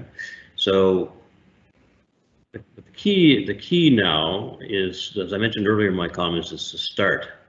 We need to start putting money aside for the strategic priorities or strategic initiatives, because some of them are actually in flight, right? So some of these projects are on the books. We're starting to move on them, right? Halifax, for example, is something that I would not suggest that we need to take a pause on, because the first 10 years of Halifax are the most critical years. If we're going to meet our 2050 targets, we need to actually do some significant effort, make some significant effort in the first 10 years of that plan. So between 2021 and 2030 is critical. If we don't get it done, then 2050 is just an imaginary, fictitious kind of target, right? So they're not, all these strategic initiatives are not all under the same category, however, right? So there are things that you may wish to delay or defer. It will have an impact on other things. The other point is that, the other point I would make is that we have to be cautious when we start deferring some of these major projects. I think Councillor Morris asked about the economic impact of projects. So our capital spend generates a lot of employment in HRM. We're generally pushing upwards of $150 to $200 million in capital spending every year, which generates a lot of jobs in the community. So if we start reading back on that, that has a direct economic impact on our communities and on the employment in the area. So on that, I'll pass it over to Jane. Thank you.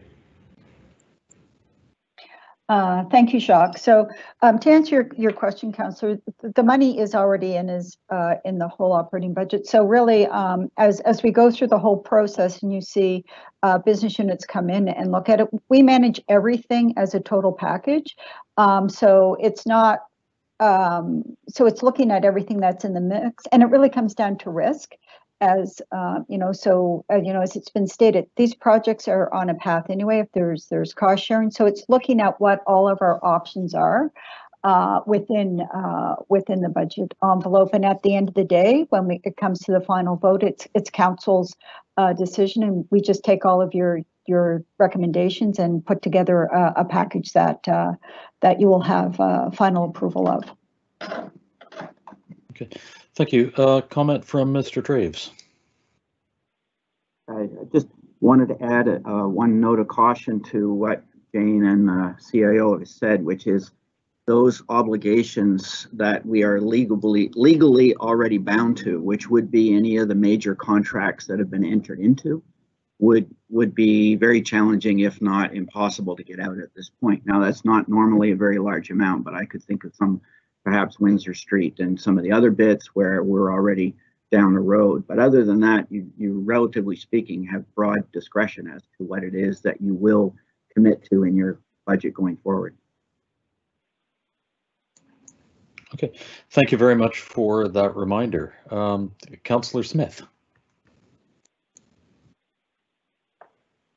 Thank you, Chair. Didn't realize my term was up. Let me get my notes. So again, thank you for the great discussion and staff for their presentations. And I also have to echo the words that Councillor Mason said.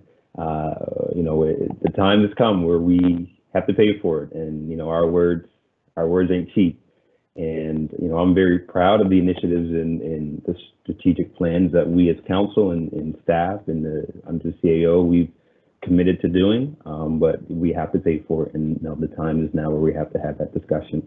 And I think I have a few questions, and what's important as well to understand is if we as council, as a collective, do not want to see an increase in the tax rate, then we have to do some serious cutting, and not just cutting to new projects, not just cutting to strategic projects, cutting to general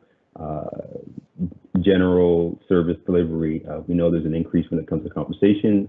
We know there's an increase in what we're seeing in the growth, which means that our services and how we deliver services, there's more resources needed.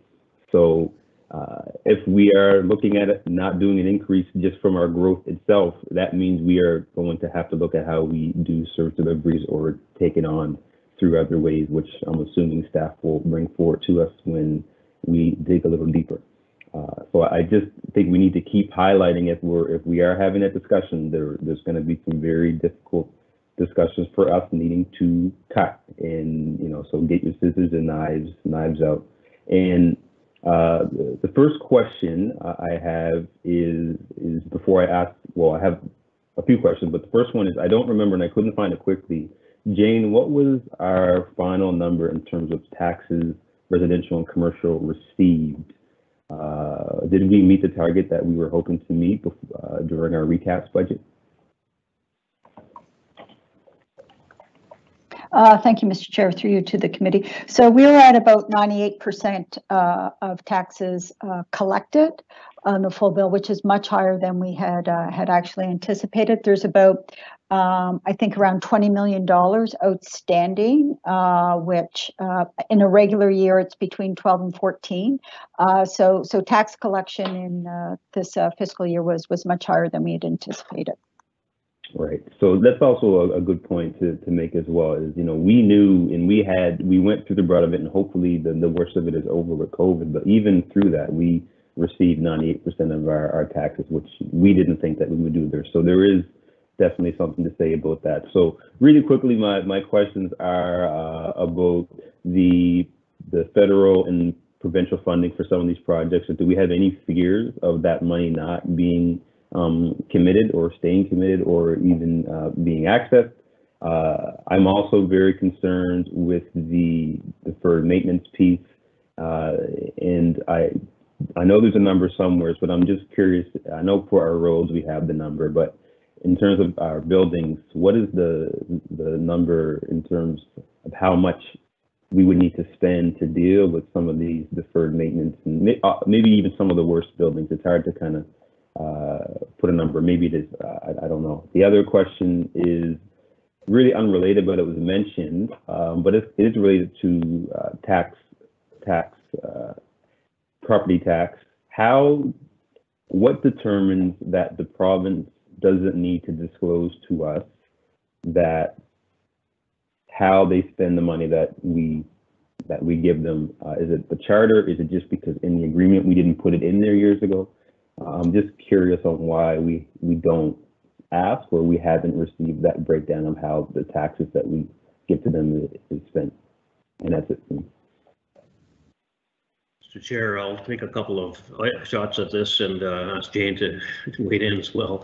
So on the federal funding piece, the commitments that we have are commitments. So we're contractually obliged, and they're contractually obliged to give us money. So I don't have any concern about the federal funding programs, federal commercial infrastructure programs that we now have. That includes both the AAA bike network and the Windsor Street Exchange, and I'm quite certain that there'll be further funding coming in for electrification of the fleet, and those will all be contractualized and brought before council for ratification, etc. So I'm not real concerned about that at all. Your last question was again, I'm sorry. Your very last question. I just skipped. Oh yeah. Yeah. The last one was kind of unrelated, and it was and I have two questions. If you missed the second one, that's related to this conversation is deferred maintenance, and do we have a number when it comes to our buildings? What we expect we would need to spend to deal with that. The other one is unrelated, related to the money that we give to the province through property taxes. Why we don't get that breakdown? Is it the charter, or it's just the agreement we never wrote it in? I'll defer maintenance piece. I'll defer to Jane on that one. But on the contractual piece around, the legislation requires us to make mandatory contributions for education, corrections,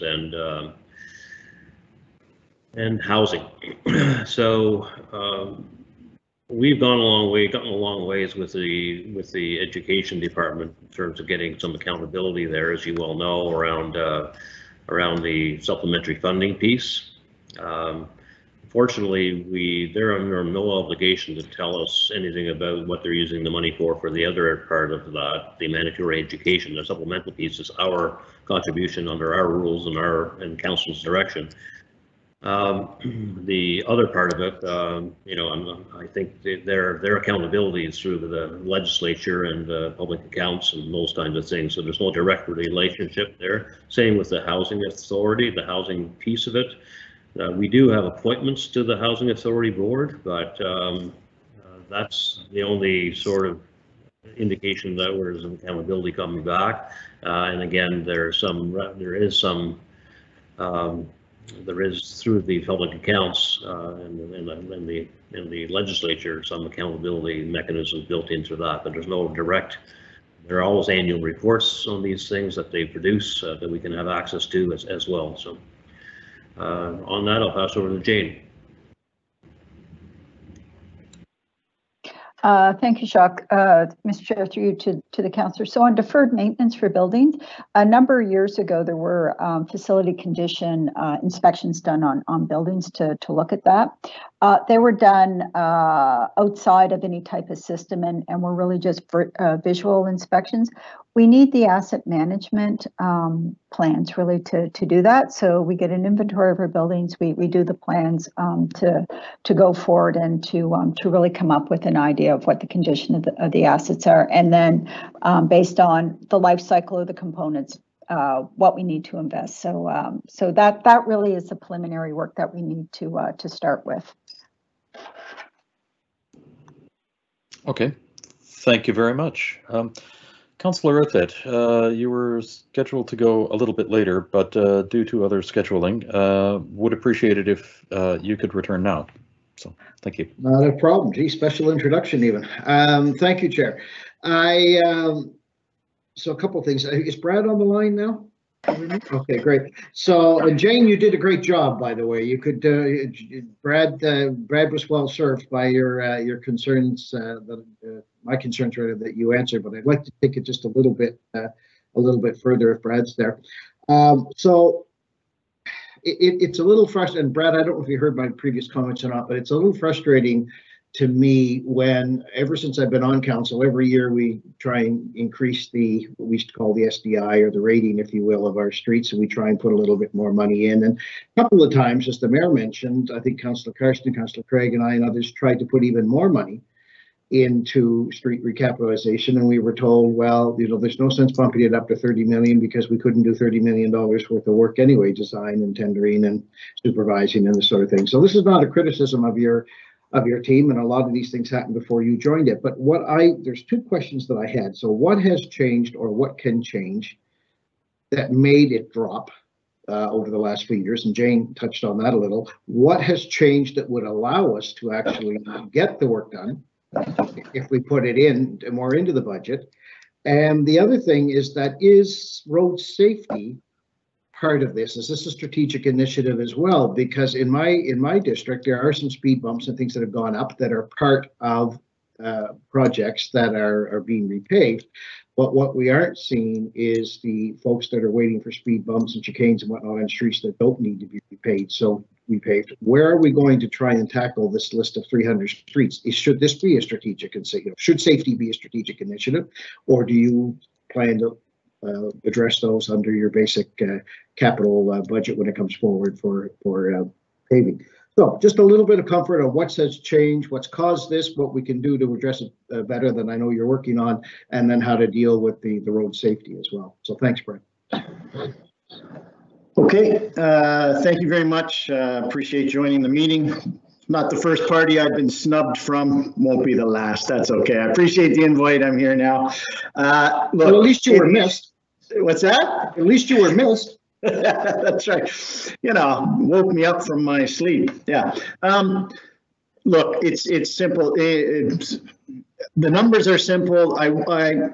With respect, I won't speculate on what the history was as to why you were told it couldn't be done. I suspect that is, tied up in the matter of operating budgets versus capital budgets and having enough staff to roll out enough work, okay? And in any given year, I think it's safe to say, you get jammed up on the operating budget, and if you can't put more staff in, there's no point putting more capital in. So that's as simple as that, and I expect that's what drove it in past comments in past years, despite the desire from council to increase it. I guess, as I say, new broom sweeps clean. Certainly I've become, and also it's data driven. So going back to 2014-15, Opus did a study for HRM. It was recommended at that time to increase the pavement spend. And I want to be very clear on the word pavement. This is blacktop. Nothing else but blacktop, not curbs, not anything else. And just that alone, it was recommended to increase spending by $10 million a year. That did not occur and has not occurred to this date. And in fact, it's gotten a bit worse, as I flagged last year. So if you just do that rough math, there's a $70 million deficit right there on blacktop spending. Throw on top of that, in the last 2 years, the street recapitalization budget moved to a complete street standard. That means that the recapitalization of streets, the money doesn't go as far as it used. Uh-oh. Yeah, here we go. Okay, 1 second. Actually, you're back now. We can hear you. Okay. I'm coming to you live from the Eastern Shore. I didn't think we had internet out in the Eastern Shore. Yeah, that's right. I'd like to flag a complaint with my counselor. Yeah, so sorry. So we've got a $70 million deficit on blacktop to date. Then it's been exacerbated by the fact that the recap budget did not expand when we moved to the complete street standard.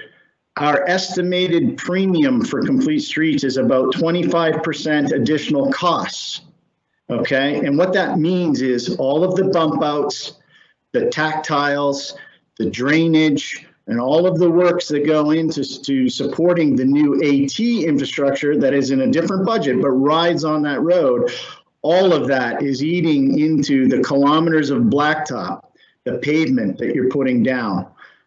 Staff is combating that by doing more and more preventative maintenance treatments like microsurfacing and overlays. However, as you can see from the index, and quite frankly, as predicted, it's starting to, you can see the decline. I will stress that the final point, and I'm sure Jane brought it up, but the final point in that chart that we gave you is a predicted number. It's not the final number, but we are anticipating a 3-point drop again. And again, that's on pavement. I can also share with you that the curbs, the concrete is riding about the same kind of curve. And I think a lot of councillors complain about the condition of the concrete curbs. So it's riding a similar type index. That's not necessarily a bad thing, because as you know, when we go in to fix the roads, we fix the curbs. The point being, though, we're dealing with a big deficit in investment. As you can see, we've been able to maintain it for a while, but it's now catching up with us. Staff will continue to put forward its recommended budgets, but the key to this, and again, to get to your initial comment, Councillor O'Hip, get out of this, we do need to make the necessary investment in staff. We do need to have a long-range capital plan that shows council's desired spending in this area so that we can continually get the staff into position to deliver on what you need. So the challenge right now is we do know we need to get up to about another $20 million in spending. You just can't add that to the budget and expect that to go out the door this year.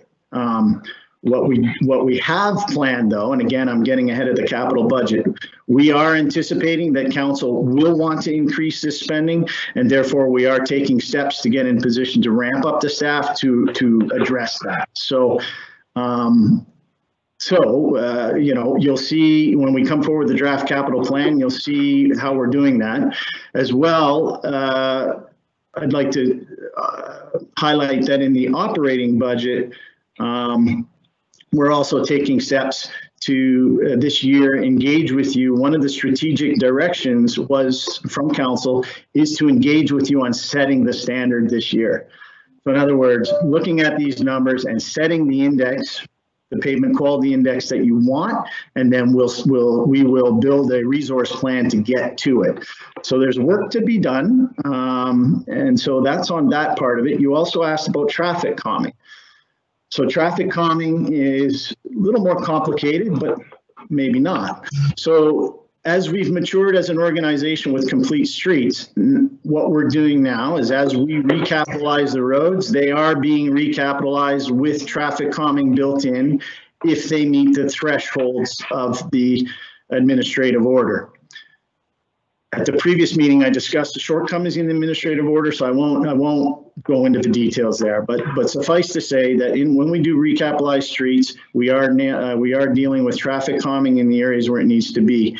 So that's a separate tranche from the list of 300 streets, which is what we call a standalone list. This is a list of priorities rated by staff.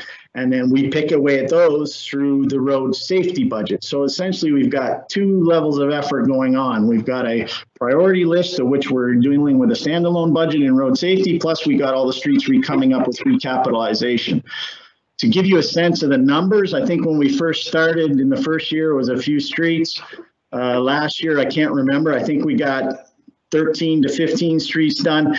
Next year, again, draft capital budget is just coming together. It's looking like we're probably going to hit about 30 streets this year, maybe more, based on the standalone, what we'll pick off the standalone list combined with the recapitalization streets. So you can see that it's multiplying fast. However, it's still not getting obviously fast enough to where council wants to be. And to that end, you know, I've indicated we want to work with council on the AO to make sure that we are hitting on the priorities within the districts, because while this criteria-based approach is great, what's happening is we appear, at least based on the feedback, we're missing what councillors feel are the primary traffic calming objectives in their districts. And so we're looking to build a different piece of, I'll say, policy or direction with you to address that, so that we're not busy doing a lot of streets that have no value to your districts while missing the pieces that would give best value. Hopefully this all made sense, and thanks. Listen, and Brad, thank you for joining, and thank you for this. It does make sense, and I appreciate it. My one remaining question is, do we need a strategic reserve for complete streets and street safety in addition to pavement condition? That would be my question to the group today. But I understand the scenario and what you're trying to do, and I appreciate it. Well, thank you, and I'll defer that to Jane. Certainly for my part in this, our job is to get you a capital plan and work with all our colleagues amongst all the other asset priorities. I'll leave the question about whether it should be reserve based to the CFO and the CAO. Thanks. Thanks, Brad. Thank you, Brad. I do have one quick question for you. What we've been working with as far as the pavement condition index is an estimated number of 67.9 in the chart today. I'm wondering if you know when we will have the actual number, and would that be in conjunction with the TPW portion of the budget, for example? Great question. I do know we'll be trying to finalize the number in February. And it's going to be touch and go whether I'll have that data finalized in time for the capital budget coming. That certainly is our goal, and we'll strive to do that. But like I say, based on the preliminary data from this last round of inspections, and just so you know, that we have a third party drive all the streets in the municipality, and that's how we get this data. We're pretty confident we're going to see a 3-point drop, but yeah. Bottom line, we'll do everything we can to, when the capital budget comes forward, to confirm that point. Okay, thank you very much. Councillor Austin. Thank you, Mr. Chair, and thank you, staff. So I just wanted to pick up a little bit on where Councillor Lindell was on some of the discussion about whether we should do this now or not. And I mean, certainly this year with COVID, I mean, you couldn't ask for a more challenging year. The big challenge for us is things have landed disproportionately. There are folks out there that have had their best year ever. It wasn't a bad year to own a bike shop, from what I understand. For example, some of the takeout places have done well. Some people, us included, your jobs have been able to carry on. We've transitioned to work at home. You haven't been as materially affected.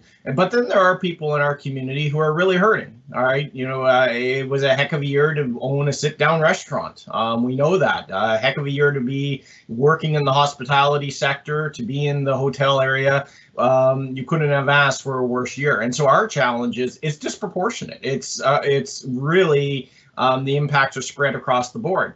I want to remind everyone that in the early days of COVID, we as municipalities, through the Union of Nova Scotia Municipalities, or I guess Federation, we sat down with the province to try and work out, well, can we, because we cannot target relief, right? We can only set our rates. We sat down with them to try and work out, well, is there something we can do here, because there are people who are going to really end up hurting. The end result of all that discussion was the province basically saying, thank you very much, municipalities. You need to do your thing. We are going to handle the economic relief. And you've seen that in the form of the hotel tax credit. That is not a municipal program, or not tax credit, tax relief for the hotels on their property taxes. That is a provincial program that they moved for that sector. Do I think they probably should have something more for the hospitality restaurant sector? Absolutely. But that's not I hate to say it, but that's not our job. We were not given the ability to do that there. So what we're left with is anything we do isn't across the board with resulting impacts. We are early in this budget process. It's easy to fixate on, well, is it going to be 1.9? Will it actually be 2 something? Could we reduce it? We haven't been under the hood into all the departments, and based on past experience, that's not easy. When you look under the hood and you start to find painful cuts, It is not an easy thing to leave them on the list. It's even harder. There's been precious few of the few. I think the only councillor who's kind of has a bit of a consistent track record of trying it would be Councillor Cleary. We tend not to move cuts on the budget list. That's not to say we can't. It's just really hard because here's the thing, there's not a lot of fat in municipal operations. We are fairly lean to the bone, and the services we provide affect people in their day-to-day lives. And so this is not a hard gig that any of us have signed up for at all. And it's going to be challenging when you start to take a look at all those different factors to try and come up with, well, what is the right thing to do? What's the right balance? Which brings me to what we have in front of us today. As much as, I mean, COVID's a crisis, but we can't lose sight of, well, what sort of place do we want to be 10, 15, 20 years out from now? Because that's what this plan is really all about. It's not cost neutral to put off the long-term thinking. You know, what climate change looms very large in that if we don't get moving as a collective species on that, we are going to be in for a world of hurt. Just ask the people of New Orleans or Grand Bahama what that's like. Even close to home here, our windstorms are way up. You know, what's the property damage from Dorian? We lost 6 people in Hurricane Juan. We are not immune from what's happening, and in the grand scheme of things, we are a very, very wealthy society, one of the wealthiest to ever exist on this planet. If we can't show leadership in this area, then we're doomed. If we are not willing to do it, then really as a species, then no one's going to be willing to. And so that's climate change. And then take something like transit. What is the long-term economic cost of not having a transportation system that delivers the quality of life, the productivity that we actually need in a community? These are not. It's not just well, we can put that off. Because here's the thing I found with budgeting over the last couple of years, and even in my own household sometimes too. You can always give yourself an argument about why you can't do something now. Well, I'll get to that next year. I'll get to that next year. I'll get to that next year. After 5 budget cycles, next year never comes. Next year is the hard choices that you have to make. They're always in the here and now. It's always going to be challenging. We have a balanced plan ahead of us. You know, politics can sometimes feel like surviving to Friday afternoon. We have to think about what place we're going to be in the next 20, 25 years. And that's what we're really tasked with here today. So I encourage everyone to let's set off on this process. Let's actually put our money where our mouth is in terms of the type of city that we want to be. Thank you.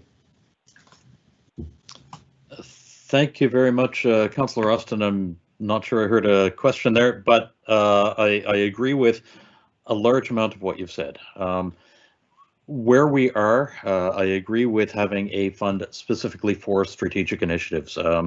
I'm a strong proponent of the concept that municipalities should not be in debt. We're not at that place yet.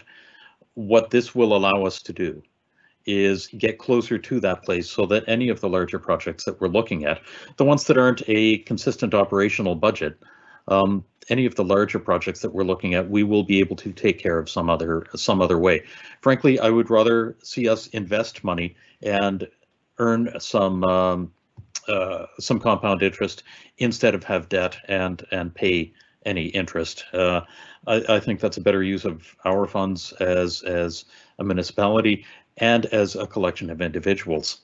So I'm certainly going to be supporting this for this year.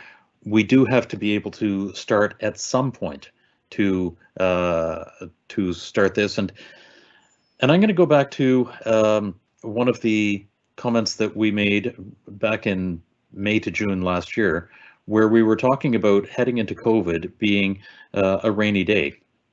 And I don't think we were in the rainy day then. I think we were seeing a weather forecast of it is going to be a mess. We don't know what's going to happen, and we need to make sure that we are prepared for the future. We are still looking at that. I'm incredibly encouraged by what we have heard from the CFO about the amount of revenue that we've been able to collect through the taxes, that it is far and above what we expected to collect. And I think that now is a reasonable time, is the right time for us to start this savings account for these strategic initiatives. So I'm absolutely going to be supporting this. I would like to go back to a question that I think I skipped because of one of the members of staff having to leave quickly, and that is Councillor Outhitt's question about whether or not safe and complete streets should be considered as a strategic initiative. So, Ms. Fraser, I'm going to hand it over to you for that. Thank you. Thank you, Mr. Chair, through you to the committee. So I think we need to be very careful of the types of projects that we put in the strategic initiatives, that it is kept fairly tight, and it is to address those big city moving ones. To me, the complete streets is something that really should be built into the regular base budget, and to look at that, because we need to be mindful of when we're using debt and whether we're using that for renewal of our assets. So there is an awful lot of work to do. We spoke about we know that $150 million for the capital budget is not the right number. So it's that work to right size what that number is, and how do we leverage in some of those projects where we know that we're not putting enough money in. The CAO spoke about the decline in the state of our assets is it's not just money, it's also the resources that we have and our ability to do that work. Some of the reasons why we're coming back in June with the whole review of reserves is to have that conversation about what is the right reserve and are we leveraging them properly? We have a lot of them with just small balances in them. Would we have is there more economies of scale if we roll them into one? So, certainly as I sit here today as CFO, I would not recommend that as a strategic initiative. I think it is something that needs attention and needs to be folded into the larger base budget as part of those conversations. Okay, thank you very much. Councillor Tuttle, please. Thank you, Mr. Chair. This has been a really great discussion, and I think a lot of my questions have been answered through other people's questions. But just to kind of speak to Lindell and to some of the things Lindell said and Sean. I'm going to start by saying that the Strategic Initiatives Funding Plan, it's good, sound planning, right? I mean, that is what we want to be doing. We want to be having, banking away money so that we can achieve larger initiatives. I mean, that makes total sense. And in that regard, I support this. A lot of the questions I've been hearing is around how we set priorities within that Strategic Initiatives Funding Plan. And, earlier on, I was trying to get at, how it might contribute to more efficiency. And I still have questions around the process in terms of making decisions on spending that capital fund, and how tied it is to the priorities that have already been identified, or is there flexibility in there to take advantage of opportunities such as the Rapid Housing Initiative that may not have been in our strategic priorities, but related to an area within that strategic, within a priority within council, right, around affordable housing. So, I think there's a need to understand that. And it would also be really good to see kind of the list of projects that are in flight that we need to continue because they've already been initiated. As well as looking at those legal contracts that Mr. Traves was speaking about, the things that we're already, obliged to continue with. But, when we talk about, the time has come to make, these larger city building initiatives happen, I also want to point out that times have changed. And hard choices, whether we make the hard choice to advance those larger city building initiatives, or we make the hard choice to pull back on them. These are hard choices either way. And, when I look at all the businesses out there that, and it's, I guess, the word for 2020, like pivot, right? I'm tired of that term. But, there are times, even in budget planning, whether it's with your household or with the city, where there's external circumstances that actually cause you to pivot. It's not about delaying, it's about understanding the circumstances within which we find ourselves right now. And so I suspect, and I don't, if anyone has any comments on these things, that would be great, around the process and the decision making. But I think that those have already been answered. That this is our budget, and this is the time and place right here and now in these dialogues to kind of talk about these things, as a council. So anyway, that's all I want to say, and I do look forward to seeing some more information as we move through the budget process. For those of us that are new, we might be jumping the gun a little bit, just in that we've never been through the process before, and we don't know what's going to be on the next page, right? As best as we can, we do look ahead, but we just haven't been through that experience. So I do understand now that we will have the opportunity to look at those priorities, and I'm assuming that includes the priorities within the Strategic Initiatives Funding Plan. Mr. Chair, if I may. Absolutely, thank you. Absolutely, you'll have total visibility on the capital budget. You'll be receiving a nice thick book that Jane and Crystal and all the executive directors have prepared for you with my sign off, I guess, at the end of the day, and it'll have a lot of detail, probably more than you probably would appreciate, maybe some of you, about each project, and you'll end up with total visibility on that. Just on the comment on the rapid housing piece, the rapid housing piece is funding that we receive, of course, from the federal government, which we're sort of being used as a flow-through organization, and we have not. Our exposure on that is really on the risk side of the house, which is if they don't deliver on the project, then we end up having to meet the costs associated with that. So the question of whether the Rapid Housing Initiative would turn into strategic initiative funding, I doubt it. It's probably not something that's likely.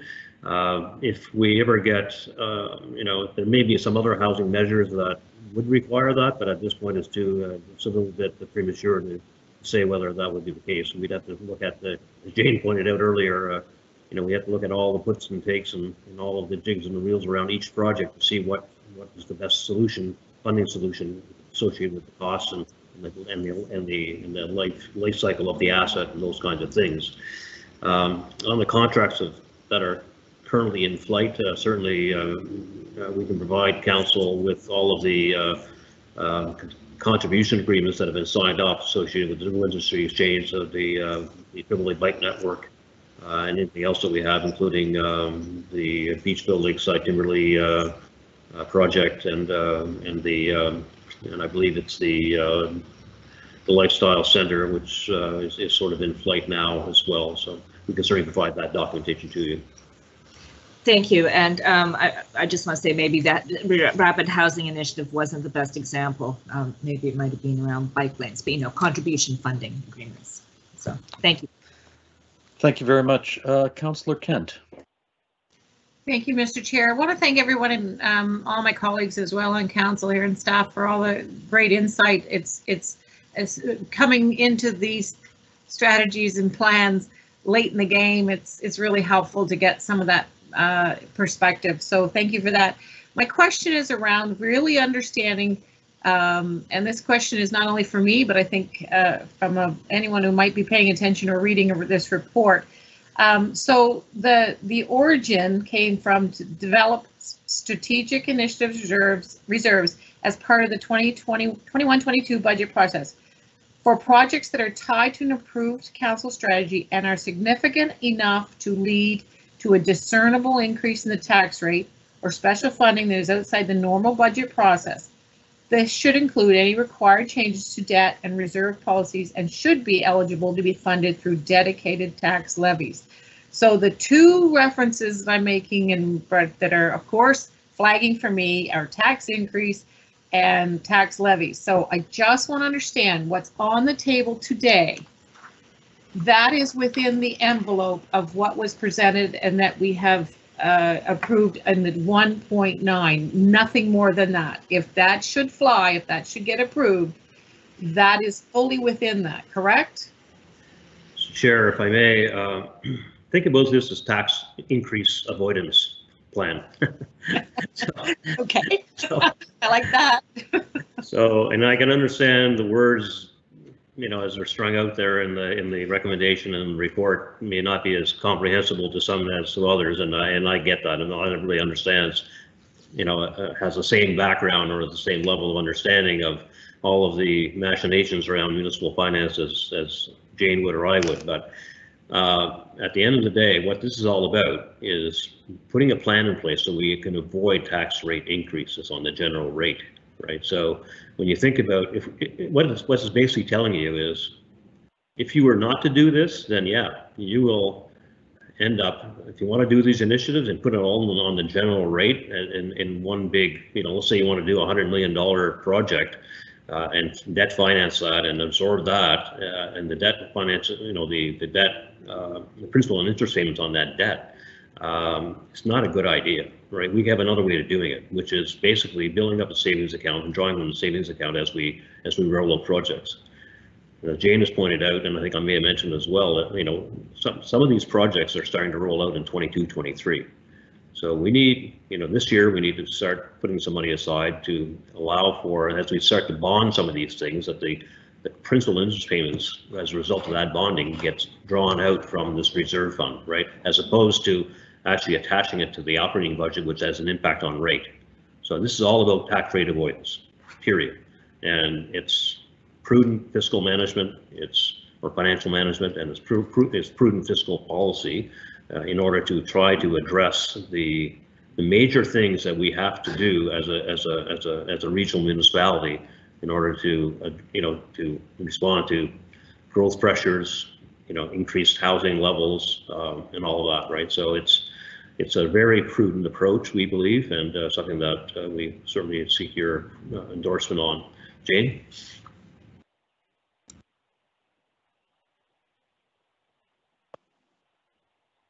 Thank you, Jacques. The only thing I would add is to give you some context. 1 cent on the rate raises about $5.1 million. So if you're going to do a $50 million project as an example, so you had a big spend coming in, 10 cents on the rate. So that gives you some of that. So that's what we're talking about is smoothing some of those spikes in there. But Jacques covered it off perfectly. So thank you. Okay, thank you very much. Councillor Hensby. Thank you very much, Mr. Chairman. My question kind of follows the heels of Councillor Kenton when she talked about tax and tax levies and stuff. My question is, will the strategic reserve fund be a tax across the whole general tax rate, or are we looking at more perhaps having it focused on a lot of those things that I call the integrated mobility plan project? We should be looking at the regional tax structure that we have from Hobarts to Oyster Pond, because beyond Oyster Pond, I don't see anything in the IMP that's going to affect my far eastern region, my district. So why should they be taxed for it? You know, so the question is, should the tax be localized to an area where the greatest impact is going to be, or some of it should be generalized across the board? I guess it depends on what type of strategic initiative we're talking about. If we're looking at putting up a contribution to broadband and cell phone coverage, then yes, right across the board. But if we're looking at park and ride terminals and stuff, I think we should look at a more of a strategic zone in regards to the regional transportation zone as part of the commuter rural shed, as according to the regional plan. So I'm just kind of curious about the strategic initiative strategy, is what type of tax structure will go with it. Ms. Fraser. Thank you, Mr. Chair. Through you. So it is envisioned as if that it would be a general rate tax. There's all sorts of economic policy and tax policy behind that, where even though you may not directly receive a service that you're paying for in your tax rate, you actually benefit from that. So as it stands now for these types of initiatives, it would be general rate. Okay. Thank you. It is just prior to 12 o'clock. I'm wondering what everyone's mood is. We have 2 speakers remaining, and I'm wondering if people would like to take a break at this point and come back at 1 o'clock, or would you like to continue? I've seen. Keep going. We're almost through. Keep going. Keep going. Like the watch inauguration event. Fair enough. We will keep going. Councillor Daigle-Gammon. Quick, Mr. Chair. One of the things that it's more a comment, and that is it's a brave thing to have this conversation in public, and I very much appreciate the transparency of this whole process. I'm looking forward to the budget book.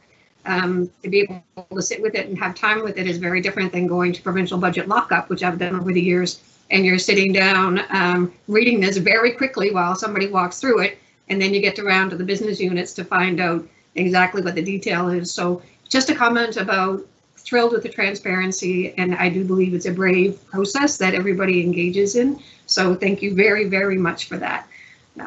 That's it. Super. Thank you. Succinct. I appreciate that. Councillor Outhet. I guess Kathy missed the memo when we're so secretive we do everything in camera. Didn't you read that online somewhere? It must be true if I saw it on Twitter or Facebook, right?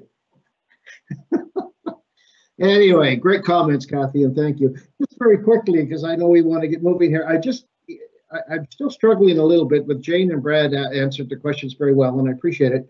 But when you look at what's going to be considered in this, and I think we all agree environment should be there. I think we all agree that for those strategic initiatives and integrated mobility. But one of the things under integrated mobility is active transportation and ferries and rapid transit and all that's great. But the other thing there is called transportation capital asset renewal. Is that the same as paving? Because if paving's there and broken out, shouldn't, with what we pave and what we make into active transportation on it, shouldn't it be made safe and complete? So am I missing something? Transportation capital asset renewal. Mr. Chair, new buses? Could be. Through you to the committee, that would not be pavement. That would not be normal rehabilitation. That would be borrowing to pay for things that we should be doing out of capital. So the complete streets, looking at that whole mix, it really is about right sizing the normal or regular base capital budget that we need to look at. Okay, and I get that, but what is transportation capital asset renewal? Sorry.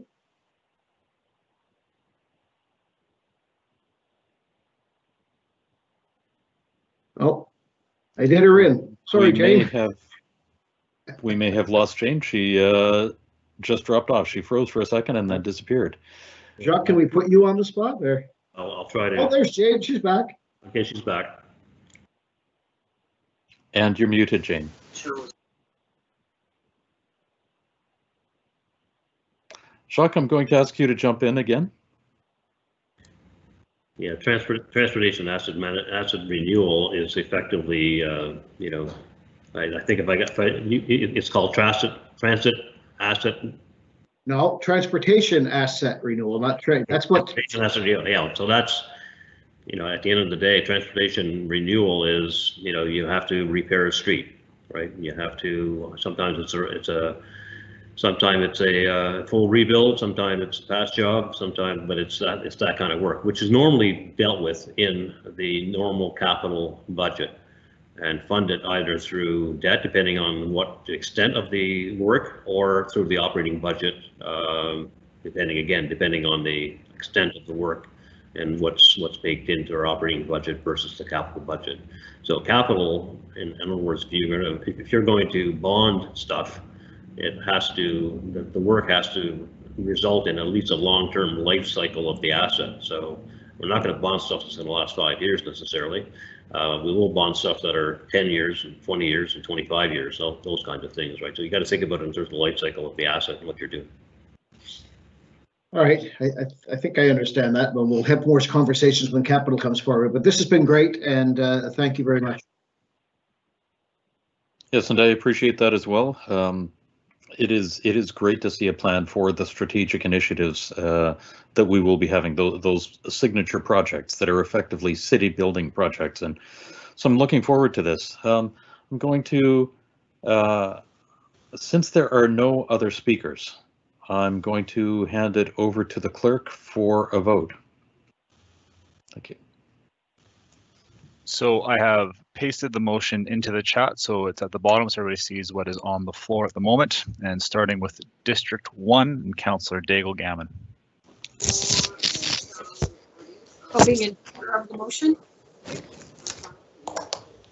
District 2, Councillor Hensby. Affirmative. District 3, Councillor Kent. In favor. District 4, Councillor Purdy.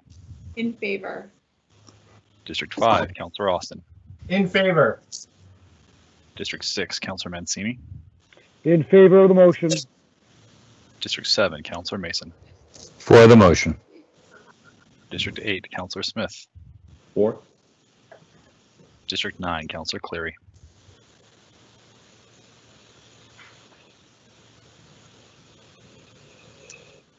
Councillor Cleary. I will come back to Councillor Cleary at the end. District 10, Councillor Morse. In favor of the motion. District 11, Councillor Cuttle. Favor.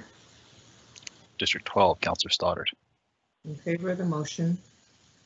District 13, Councillor Lovelace. Voting yes. District 14, Councillor Blackburn. Voting yes on the motion. District 15, Councillor Russell. In favor. District 16, Deputy Mayor Outhead. Yes. Mayor Savage.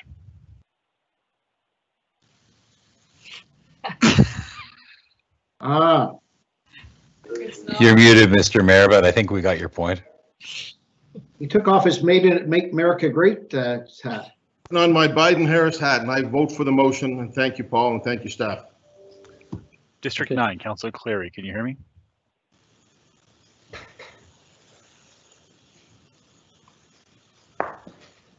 So Cleary's opposed. We'll tell him that just to get him going.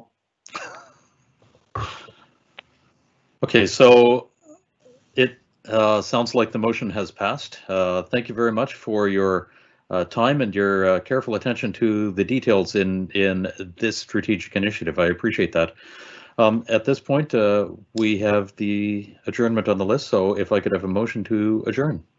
When do we resume? Do we have anything later this afternoon?